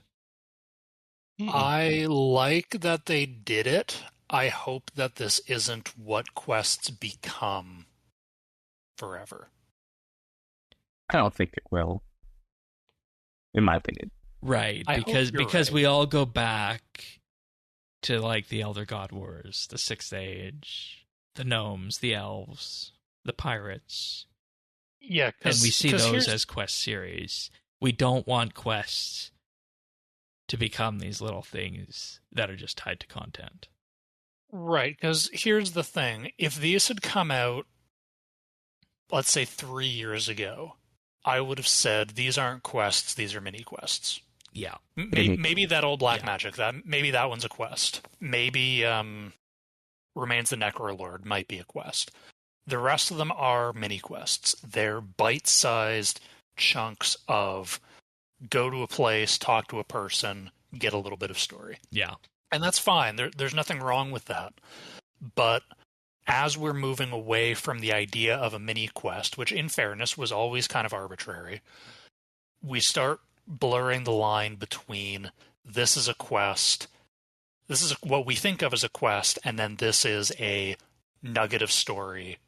This is a little quest canapé. Dare I say it, a fetch quest with a little bit of story at the front and back. Exactly. So I hope... I don't think they will, and I hope they don't. I hope Jagex doesn't give up on quote-unquote traditional quests. Right, and my concern with that is that if they see there is more engagement on these than there was on, say, the Elder God Wars arc, that this speaks to the kind of quest they should do.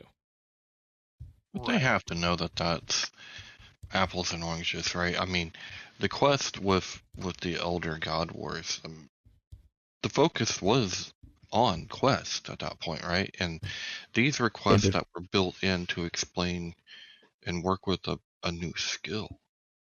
Right, but we have to go back, Tannis. We have to go back to that episode we had with Mod Shrike and Mod Jack after Extinction on this. And they said that, yeah, this quest is for questers because, we do quests like this. If we do quests like this, and this was, the headline content around it, only 25% of the players are going to interact with a quest like this.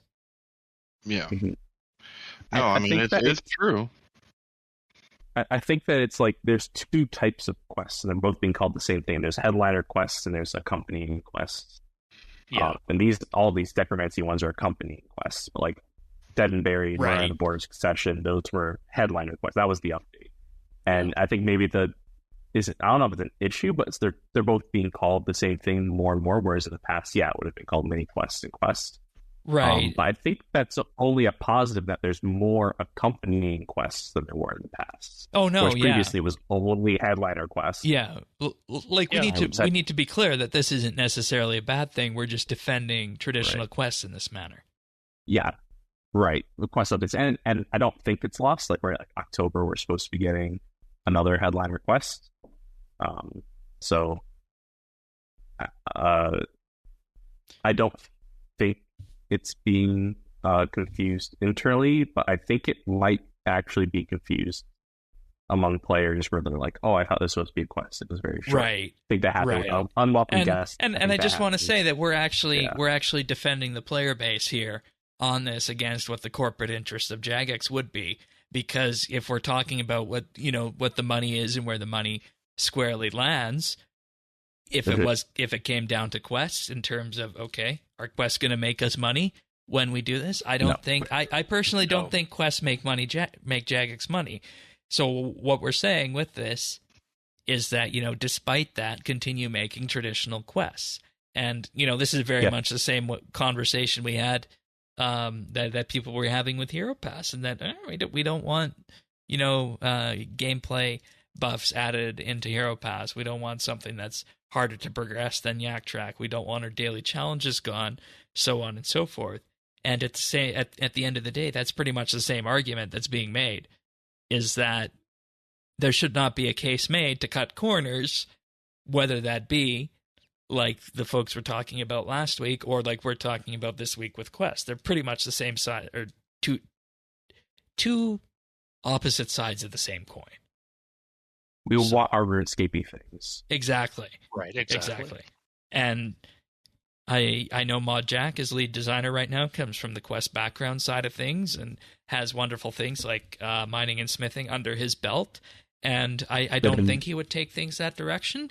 But like I said, if corporate came to corporate and said, only make things that make money, I think Quest would be the first to go, and that would be an unfortunate thing. Let's hope we don't go there. But, as they say, follow the money. Yeah. Now, final comment on these is that when Necromancy was getting ready to ship, I believe it was Monterelli who said that these quests are going to be archaeology mysteries plus a little bit. Did they hit the mark on that? If we're looking at these quests as being archaeology mysteries plus a little bit, did they hit the mark on that? I mean, I think it's a pretty apt description, but I mean, by all means, probably should ask the guy that knows mysteries, intimately. Yeah, Rowley would certainly know. Avernick? I think that 3 of them do, but I don't blame the others. Oh, 4 of them do, but I don't blame the other 5 for not. Like, there's 3 that are tutorials, and there are 2 that are introducing bosses. Right. Yeah. And those are their priorities, and they do that well. There's 4 quests that I think are more on the brand of mysteries. Vessels, Remains, Tomes, and Old Black Magic. The rest of them, they're serving their purpose, but I don't think advertising has 9 quests. If you go in not thinking about, okay, what do those quests have to do, is the right way to think about it. Right, and if they would have said... yes and no.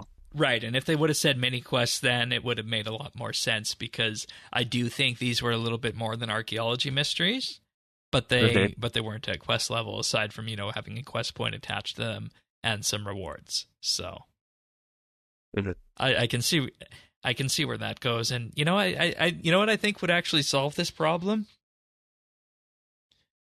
What? A Mod Jack live stream on the love those, on the nailing down of what is quest versus mini quest versus mystery versus other.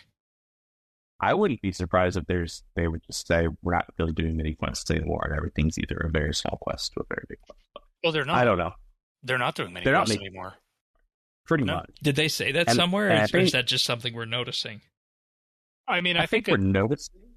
Yeah, well, I think it's notable that there were a bunch of mini quests that came out and were then later turned into quests. Right.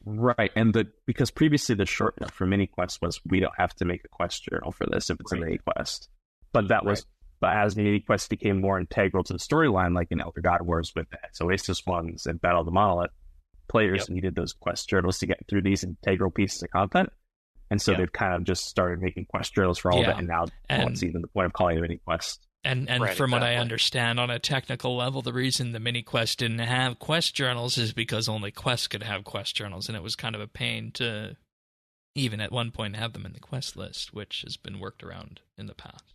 So at this point, just all like story beats, and we want to show players where all these beats are. So right, and then I mean, if this does result in the changing definition of a quest, then, and we assume these to be the bare minimum of one quest point.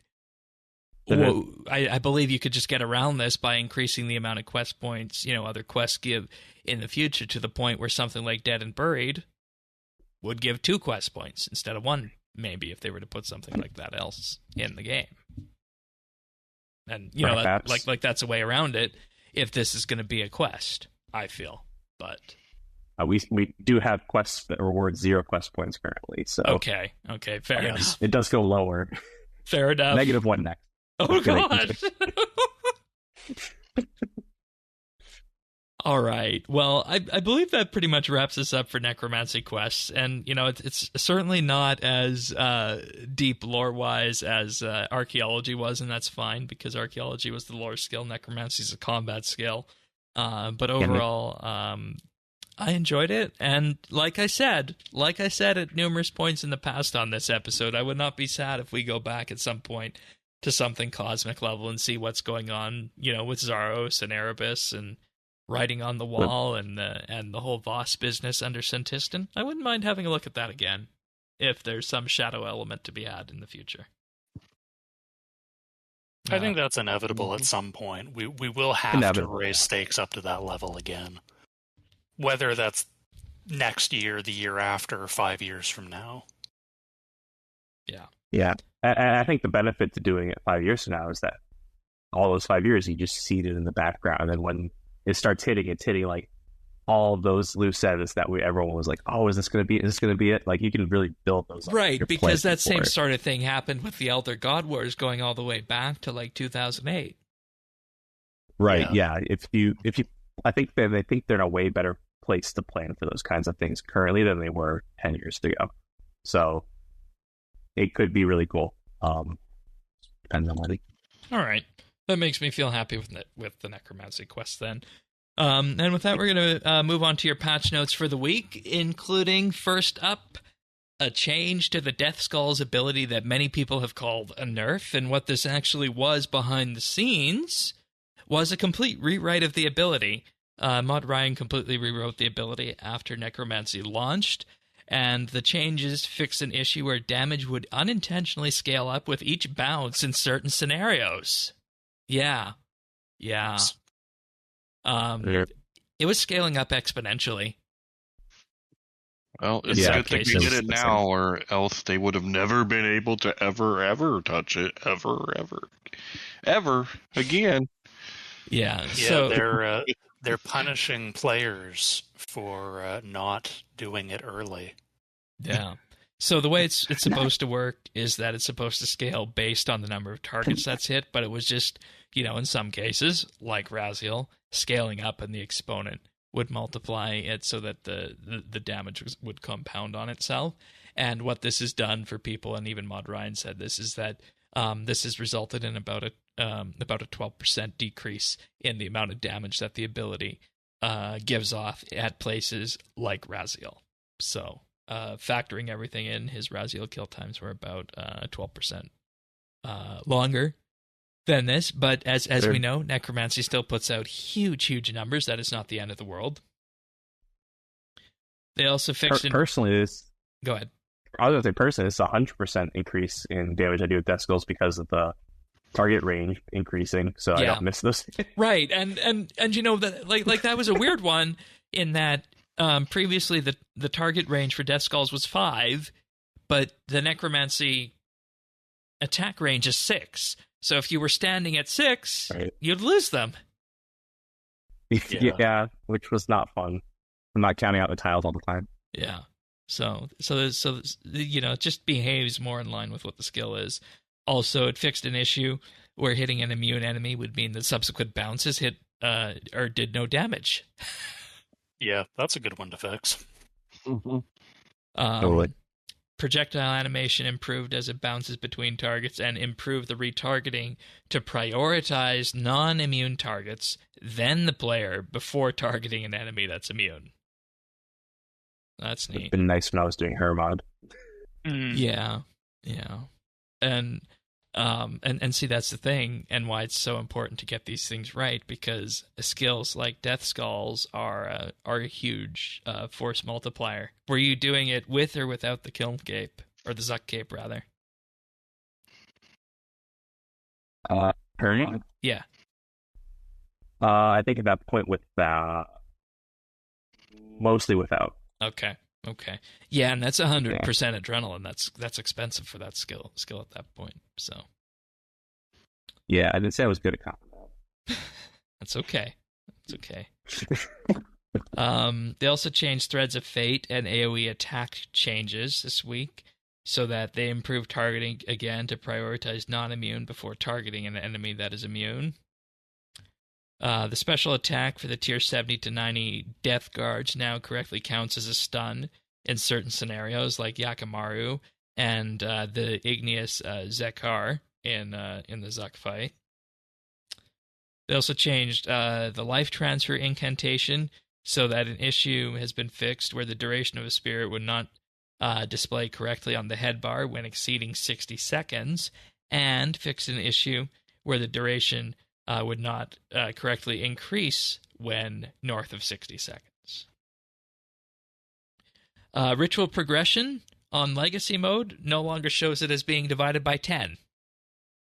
That was such a weird bug. Well, that's because the progress bar for the rituals are effectively a boss health bar. Yeah, it's just a health bar. It's just such a funny thing to have happen. Right, and you know, I think we talked about this on launch week, but the reason they probably went with that is that you couldn't use a MakeX interface for that, because if you interact with anything in the game world, like the ritual disturbances, your MakeX would stop. So you can't necessarily do it with like the MakeX tech, I'd imagine, for that. So another curious case of working around the edges. Using the tools you have. And like you mentioned also, increase the drop rate of congealed blood at gargoyles, necreals, bloodvelds, and terror dogs to reduce the reliance on ravenous gallows, because you do need that congealed blood now for super necromancy potions. Which means you need them for overloads. Yes. So everyone needs lots of them. I'm fine. I still have like 1,200 Elder Overloads from 120. Yeah. So I feel okay. Yeah, me right too. now. I feel sorry for the people who have less than 120 Herblow right now with this. Yeah. Here's another edge case. Our friend Iron Raxor made a video about necromancy rune crafting this week, and the day after he publishes his video, this patch note comes out. Players can no longer utilize abyssal rune crafting buffs to craft impure essence. So what was happening with this is that you could go through the abyss, teleport to and go into the necromancy rune altar and get the XP buff from the abyss. Oh, I didn't know that. So yeah, this made for a bug. a nice rune crafting method while it was around. Yeah, rip. I mean, it doesn't matter though. We got lots of other fast rune crafting methods right now. I know. They changed the spectral scythe so that they improved the recast functionality, so that the cooldown for the ability is applied on first cast. Increased the expiration duration for recast from 5.4 to 15 seconds, so just increasing that window, which is nice in case you need to line up targets again. Yep, definitely noticed that. Yeah, I've been hit by that many times when using it, so I appreciate that.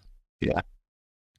Improve the visibility for expiration time with a debuff icon, and increase the number of enemies that can be hit with recast 2 and 3 from 9 to 25. From 9 to 25. I think that's now more in line with the around the player AoE abilities, right? Yeah. Like Magma or Tempest. Yeah, Magma Tempest. Tempest. Because this is now what's that? 3 tiles away in a circle. Yeah. This is bordering on par with the Dragon Long. Or sorry, not the Dragon Long, the Dragon Two-Hander. So, big numbers. Yeah. Does everybody have their palate cleanser? Everyone good? Ready to dive in? I know what you're talking about.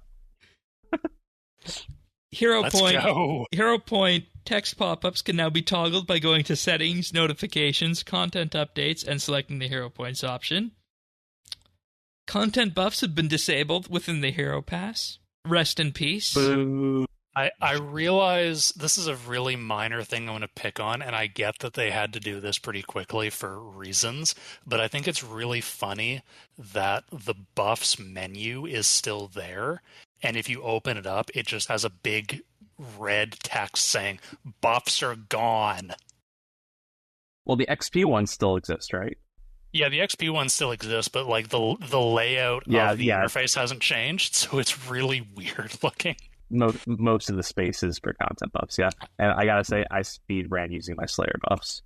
Oh, I know, and you know, I'm with you. I really like these buffs, and I have talked to countless other people who are legitimately sad that these are gone. So I hope that, you know, in talking with the people and smoothing over Hero Pass, that it was worth it, because I feel like there's a portion of the population out there that is legitimately sad about this. I think that given what that last blog said, they are definitely coming back. Just to what degree? Because they follow the language in there about like talking with people, what kind of buffs you want and stuff like that. I think that this is one thing they're more keen on bringing back. Because if you make it your idea. No, it was your idea the whole time, guys. That's a great idea. You suggested it. Yeah. You like the border buff, right? Or no, like it was just it was the Cambridge mob. They said, you know, just go this far, and then it'll give you a chance to go back and, you know, have yourselves look good at the end of the day. That's what this is all about, right? 3-dimensional chess, guys. Yeah, you gotta know how to negotiate. There's a plan at the end, right? This is warfare. Trust the plan. Master negotiators. Art of the deal. I'm not looking forward to the next blog. It says, so what do you want Hero Pass to be? Oh, that's going to be real stimulating. Oh, boy. Sorry. No, it's fine. Let me down over here. No, it's fine. Daily missions now award 3 treasure hunter keys and 3 large prismatic lamps, while we work on restoring daily challenge functionality. Boo! Oopsie daisy. And things can be filtered in the text chat. Mm-hmm. Like, there's no winning with this, you know? I did an addendum for last week's show on this, and that's a rare case that we do that. Like, the show is done, and the show is, you know, sealed up as soon as we, you know, leave for recording and whatnot. It's rare that we have to do that. And I want to wait until we see what this entire final system looks like. But based on what we heard last Friday, it looks like we're heading towards a Frankenstein of a system, dare I say it. And that bothers me. Yeah. And I mean, I'm sure people will feel better about that at the end of the day. But the question is, you need to realize that Hero Pass is going to be a vessel for selling things, right? Because we know with the impending sale of Jagex that we're at a point where the company needs to, you know, turn higher numbers in terms of revenue and profit. And how do you do that? Yeah, you can, you know, lean on the levers of Treasure Hunter. And I think people expect that at this point in time with promos and the like, and account promos to add more accounts to the game. But at the same time, Yak Track, of course, was always primarily cosmetics and, you know, a few XP buffs along the way. Is it going to be okay? My question is it going to be okay from a corporate perspective if this thing that was designed, and, you know, let's be honest, let's be 100% honest, the content buffs that were there could have, you know, enticed people to spend money on it to get those buffs. We need to be 100% real with that, is that those were there to do that. I mean, I think it's worth pointing out. I think it's worth pointing out that Hero Pass is explicitly a replacement for the Yak Track. And, like, you made the point that Yak Track was primarily cosmetics and XP buffs, but Yak Track also, like, people were getting sick of it. It wasn't interesting anymore. So how do you make the new Yak Track interesting? Right, and based off of that, Hero Pass is an F. And what does that mean, design-wise, right? Yeah, like, how do you make that kind of a system interesting? Because you can't not have it. That's not a realistic option. Right. In 2023. Right, so they tried one thing. It was shot down by the community. And at this point, what? What are we going to have, a reskinned Yak Track?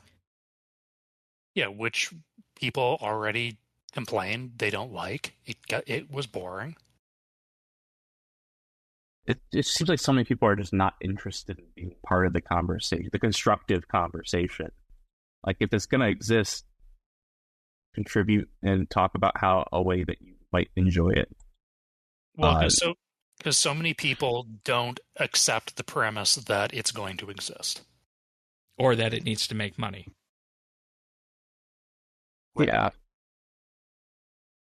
which I think I don't know. I don't know if that Friday blog was a good.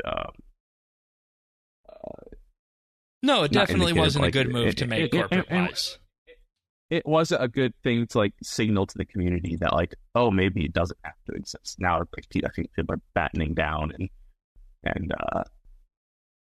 the conversation.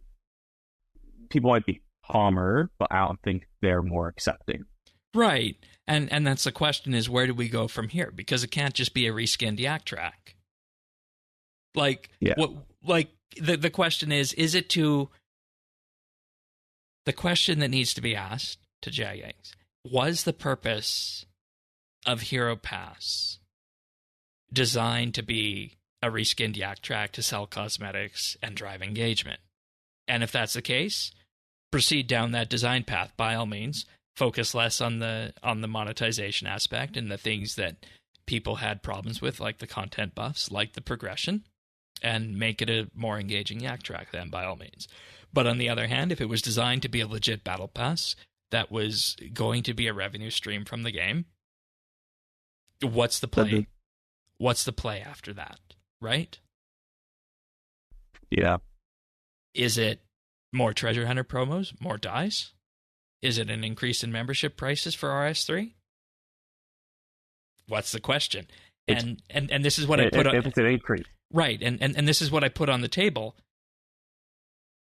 If it's designed to be a monetary stream, what's the alternative? And how do you make yak track engaging if it's the other one? It's the same thought process people had with content. It's like, they're like, I want this thing, and then you ask them like, what would you replace to have that thing? I want that in addition to everything. It's not a replacement. It's a right, like it's not a replacement monetary stream. It's not a replacement piece of content. It's more and create resource time out of nothing, money out of nothing. Yeah, exactly. We don't have to contribute money to the game. Right. Contribute and dev hours to the game. And I think, and you know, I think the thing that everybody, and I do truly mean everybody on this, the people who like Hero Pass, the people who don't like Hero Pass, I think one of the questions that's sitting unanswered at this point: what's the goal of this?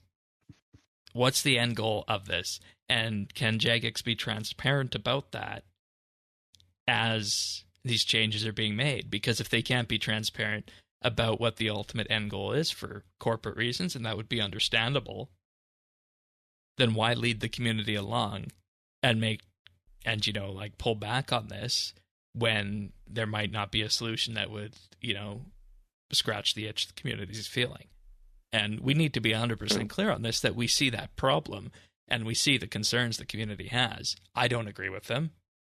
I don't know if anybody on this panel agrees with them today, and that was, evident in the way we presented things last week on here.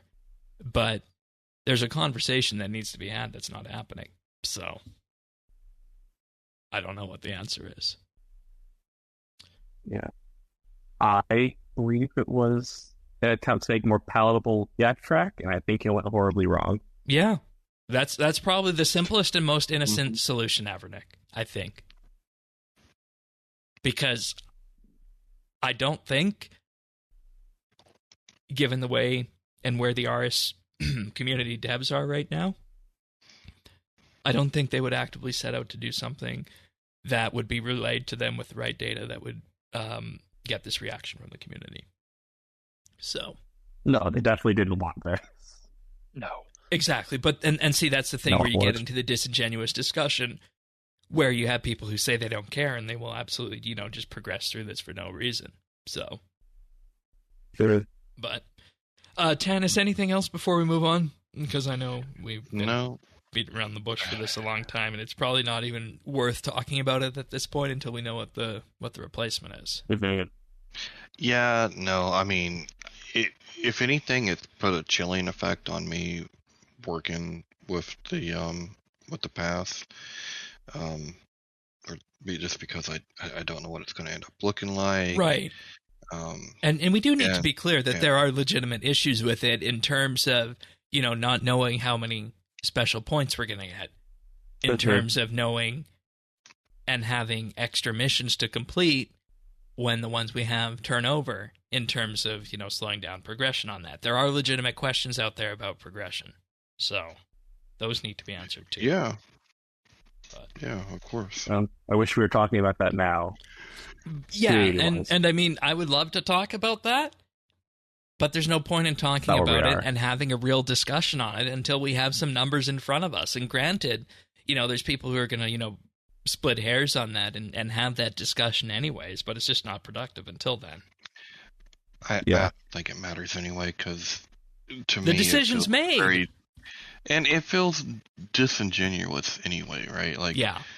I'm done giving the benefit of the doubt when I know you're not coming from a place of honest debate. And you know what I mean? Like, I don't buy it. I don't buy it. Like you said, there's some legitimate questions with progression. I think there's a legitimate question about, this is a membership game. It also has microtransactions. Most games of the Battle Pass do not have membership requirements, so we could talk about that. And like, is that right? And you could have framed that entirely differently on that then, and you would have had us with you on that. Exactly. So I don't know. I just don't feel like a lot of it's genuine. Yeah. So. Yeah. All right. Another fun patch note this week. The Invention weapon XP changes are in, and they increased the offhand XP by 50% to now match the main hand, as well as increased two-handed XP rate by 50% to match main hand plus offhand, as well as increase the base weapon XP gain from 4.1% of damage to 4.5% of damage. That doesn't seem like that big of an increase, does it? Really doesn't. I was expecting more. But I'll take it, I guess. Something. Yeah. As well as reduce the impact of a cap that negatively affected weapon XP at very high HP monsters. And that's the patch notes for the week, everybody. We do have one other piece of RS news before we wrap the show. And do you guys remember the RuneScape board game and tabletop RPG from first part of 2022? Well, as of September 29th, you're going to be able to pre-order. You're going to be able to pre-order the board game and the RPG kit, with both of them launching in March of 2024. Okay. Well. Yeah. I'll probably buy it. That's my jam. Okay. I don't think I will. And, when it lands, we'll probably have to get somebody on the show to either talk about it or take us through a play session remotely on that, because I think we'd be remiss if we didn't talk about that. But, you get the board game and the core rule book, and I think this is something that, people would just absolutely love to, throw down. You get a bunch of, real-life RuneScape friends together, and this is your Saturday evening, I guess. So... Well, I'm sure it would be fun, but we don't have any friends, Shane. So. Really? Yeah. I do. You do? Yeah. Really? Yeah, we can do this. Oh, no. All mine moved away years ago. Oh. Yeah. Well, maybe you need to move somewhere else then. I'd like to. Rocky Mountain High. Yeah. Zerdone's any interest in you purchasing this? Probably not. I'm not really much for modern board games. Okay, you're more of like a Clue and Monopoly person. Yeah, I'm old and boring. What about Uno? I'll play Uno. Okay, good. Scrabble? With the board? I'll play Scrabble. I'm not very good at it. Go ahead, Evernick. Sorry. No, I was gonna say with the board games, I think maybe a month or two ago, they actually sent out the tabletop RPG demo that they were kind of showcasing on the Giant Streams to all the backers. Oh, So okay. theoretically, I could play with that original rule set. It was a lot of placeholder art and stuff in it, but, you ordered on the Kickstarter. Oh, yeah. Oh, I'm interesting. super into Okay. Good to Very know. cool. Good it to know. looked fun. But I have not played the demo yet, so no comment on actually playing it myself. But it is available to people out there to currently play on tabletop RPG. Nice. All right. Mm-hmm. Good to know. Well, then, we do have some achievements this week, starting off with ISK, who got 200 million Constitution, almost said construction there, on September 13th. Bartnell's got 99 Strength on the 12th, and ISK also got 99 Necromancy on the 12th. X-Blades got 99 Necromancy on September 11th. Bartnell's got 99 Divination on September 10th, just before the Strength gains. And Nate the Great got 99 Necromancy on September 10th. Also on September 10th, Robosaur Rex got 120 Necromancy. September 9th, Jesse Pinkman took a break from cooking to also get 120 Necromancy. September 7th, we have... Oh, good lord. Marie Holt? That was me last week. 99 Slayer? Mr. Eccles? I don't know. Hit me up on Discord. Tell me how to pronounce your name, if you're listening. And last but certainly not least, also September 7th, Swaboosh with 99 Necromancy. That's the best name. It's a good name. Fun to say. Swaboosh. Nicely done. And Tana says something as we head into the fall season for Pick of the Week that kind of lines up with the same kind of theme here. Yeah, so this week for Pick of the Week, this was, unfortunately, it's not on sale anymore, I don't think. It was on sale last week, but it's just a little game called Vampire Survivors. It's $6. Yeah, it's super cheap. I think it's free on Game Pass, and it's just a little retro style game where you basically just survive hordes of monsters, bats and zombies and, you name it, vampire-y stuff. And it kind of reminds you of almost like, one of those space games where your ship, shoots and like basically you're just like moving. the kind of scroller kind of one. Yeah. So this works the same way, only it's kind of a spooky theme, and the goal is just to survive, just last as long as you can. I haven't made it through a stage yet, but I feel like the stages are really super unfairly long. And I'm working on being a better survivor. It honestly looks like a game that you would play on Game Boy back in the day. Yeah. Yeah, it was just a little fun one-off type of thing, and then once I started playing it, I'm like, this is strangely kind of addictive and fun.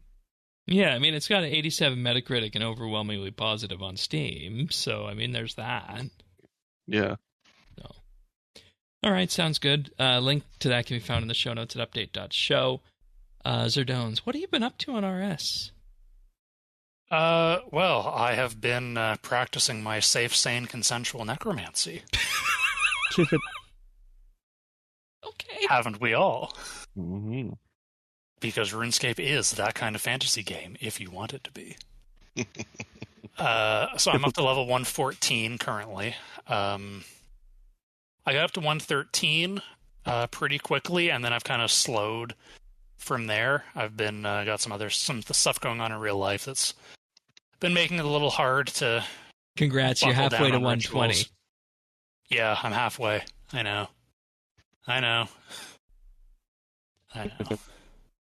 Not to put a damper on it or anything.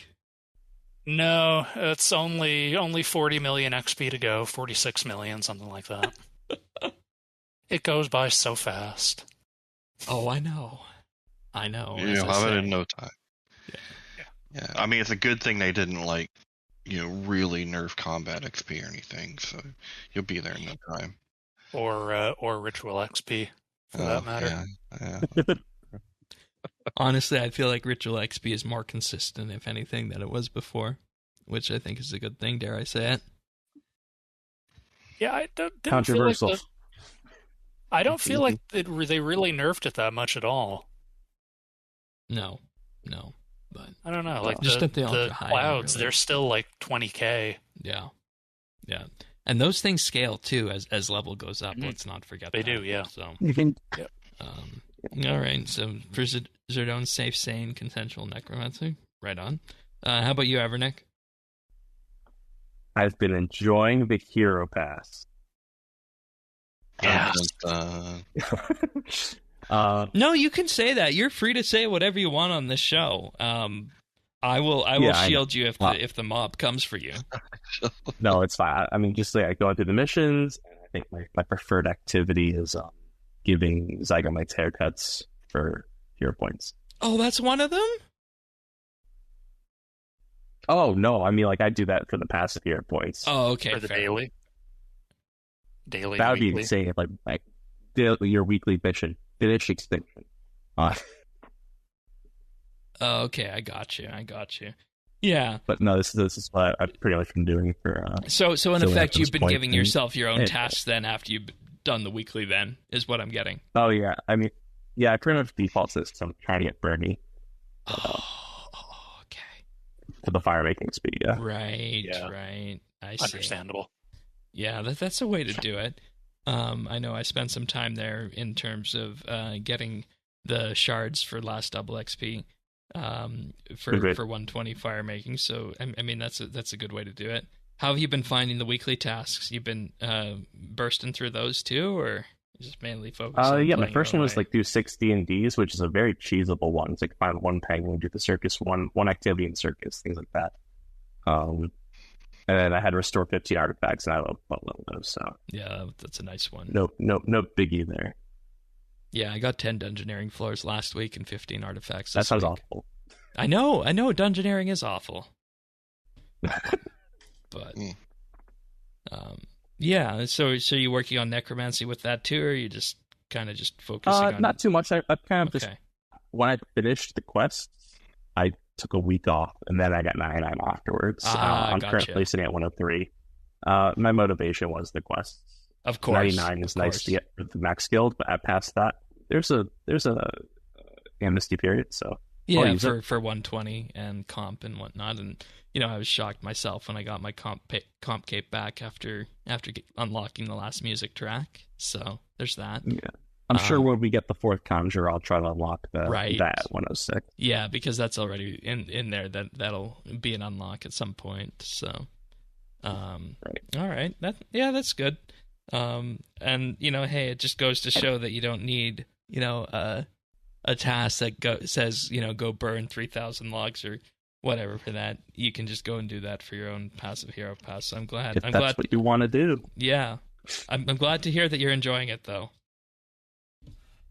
I love the Zygomite thing. I do this all the time. Nice. Also probably pretty good for mobile too, hey? Oh yeah, for sure. Yeah. As for me this week, I have been pioneering my Raziel methods and whatnot, and I've got the kill time just down to under 230. The only guide I looked up, so to speak, was the rotation on the wiki. Compared that to the one on PVME and said, yeah, kind of like that, and then just kind of finessing things as I went along with that. So I've been sometimes doing an hour or so of that a bit per day, but aside from that, just doing necromancy rituals as well. Closing in on level 107. Which is good, because that's of course when you unlock Attraction 3, and you can set that up to be, of course, one of the alteration glyphs on your necromancy cape. So I'm definitely looking forward to that one. And after we finish the show, last week on last Friday, I went to Raziel and I got robe bottom of the first Necromancer, and of course, everybody's, oh god, there's his RNG again. Because it's true. The evidence is right there, Shane. Mm-hmm. No one can dispute it. Top, bottom, whatever. Yeah, it was just the robe bottom, and then I guess you could say, like I said, I completed the Raziel log in 193 kills and had all my plates by then. So, if you completed Raziel log in 193 kills, good God! I mean, not Raziel Hermod. Sorry. Call off the pitchforks. Hermod's not Raziel. If you, God. Oh, maybe what you meant. Don't be surprised. Maybe that's a challenge then. Maybe I should. Don't. Challenge accepted. Go for it, Shane. God, you'll do it too. I know you will. No, I think like the expected value is around like 800, 900, I think, based on what's because I think, aren't they? They're supposed to be like 1 in 100, I think. Yeah, around there, something like that. Yeah. So, but that's what I've been up to, and of course a little bit on the side with Old School as well to continue our questing push there, because Old School's got some pretty neat updates on the way too, like Path of Glovefree on the way, and just lots of fun little things relating to Hunter and the like too. So everybody should always, of course, keep your eyes on the other game too. But I believe that's it for this episode of Update. Thank you for joining us, everybody. We'll be back next week for more podcasts, probably discussing the next stage of Hero Pass and where things go with that. But if you want that delivered automatically to you, the best way to do that is to subscribe. You can visit update.show/subscribe. We're on all the podcast listeners out there: Apple, Google, Pocket Cast, Spotify, and more. And of course, YouTube as well, youtube.com/RSBANDB. There we post the video versions of the show, and we tried something different last week. Instead of nibbles, we actually did some shorts. So head on over there, and if it looks like that's something you're interested in, definitely like and subscribe. It greatly helps the channel out. But thank you, Avernick, for joining us on this episode. It was wonderful. Absolutely. And Zerdones, too. Yeah, glad to be back. And Tanis and I will be here next week again for another episode of RSBANDB Update. Until then, see you everyone, and take care. See ya. Bye.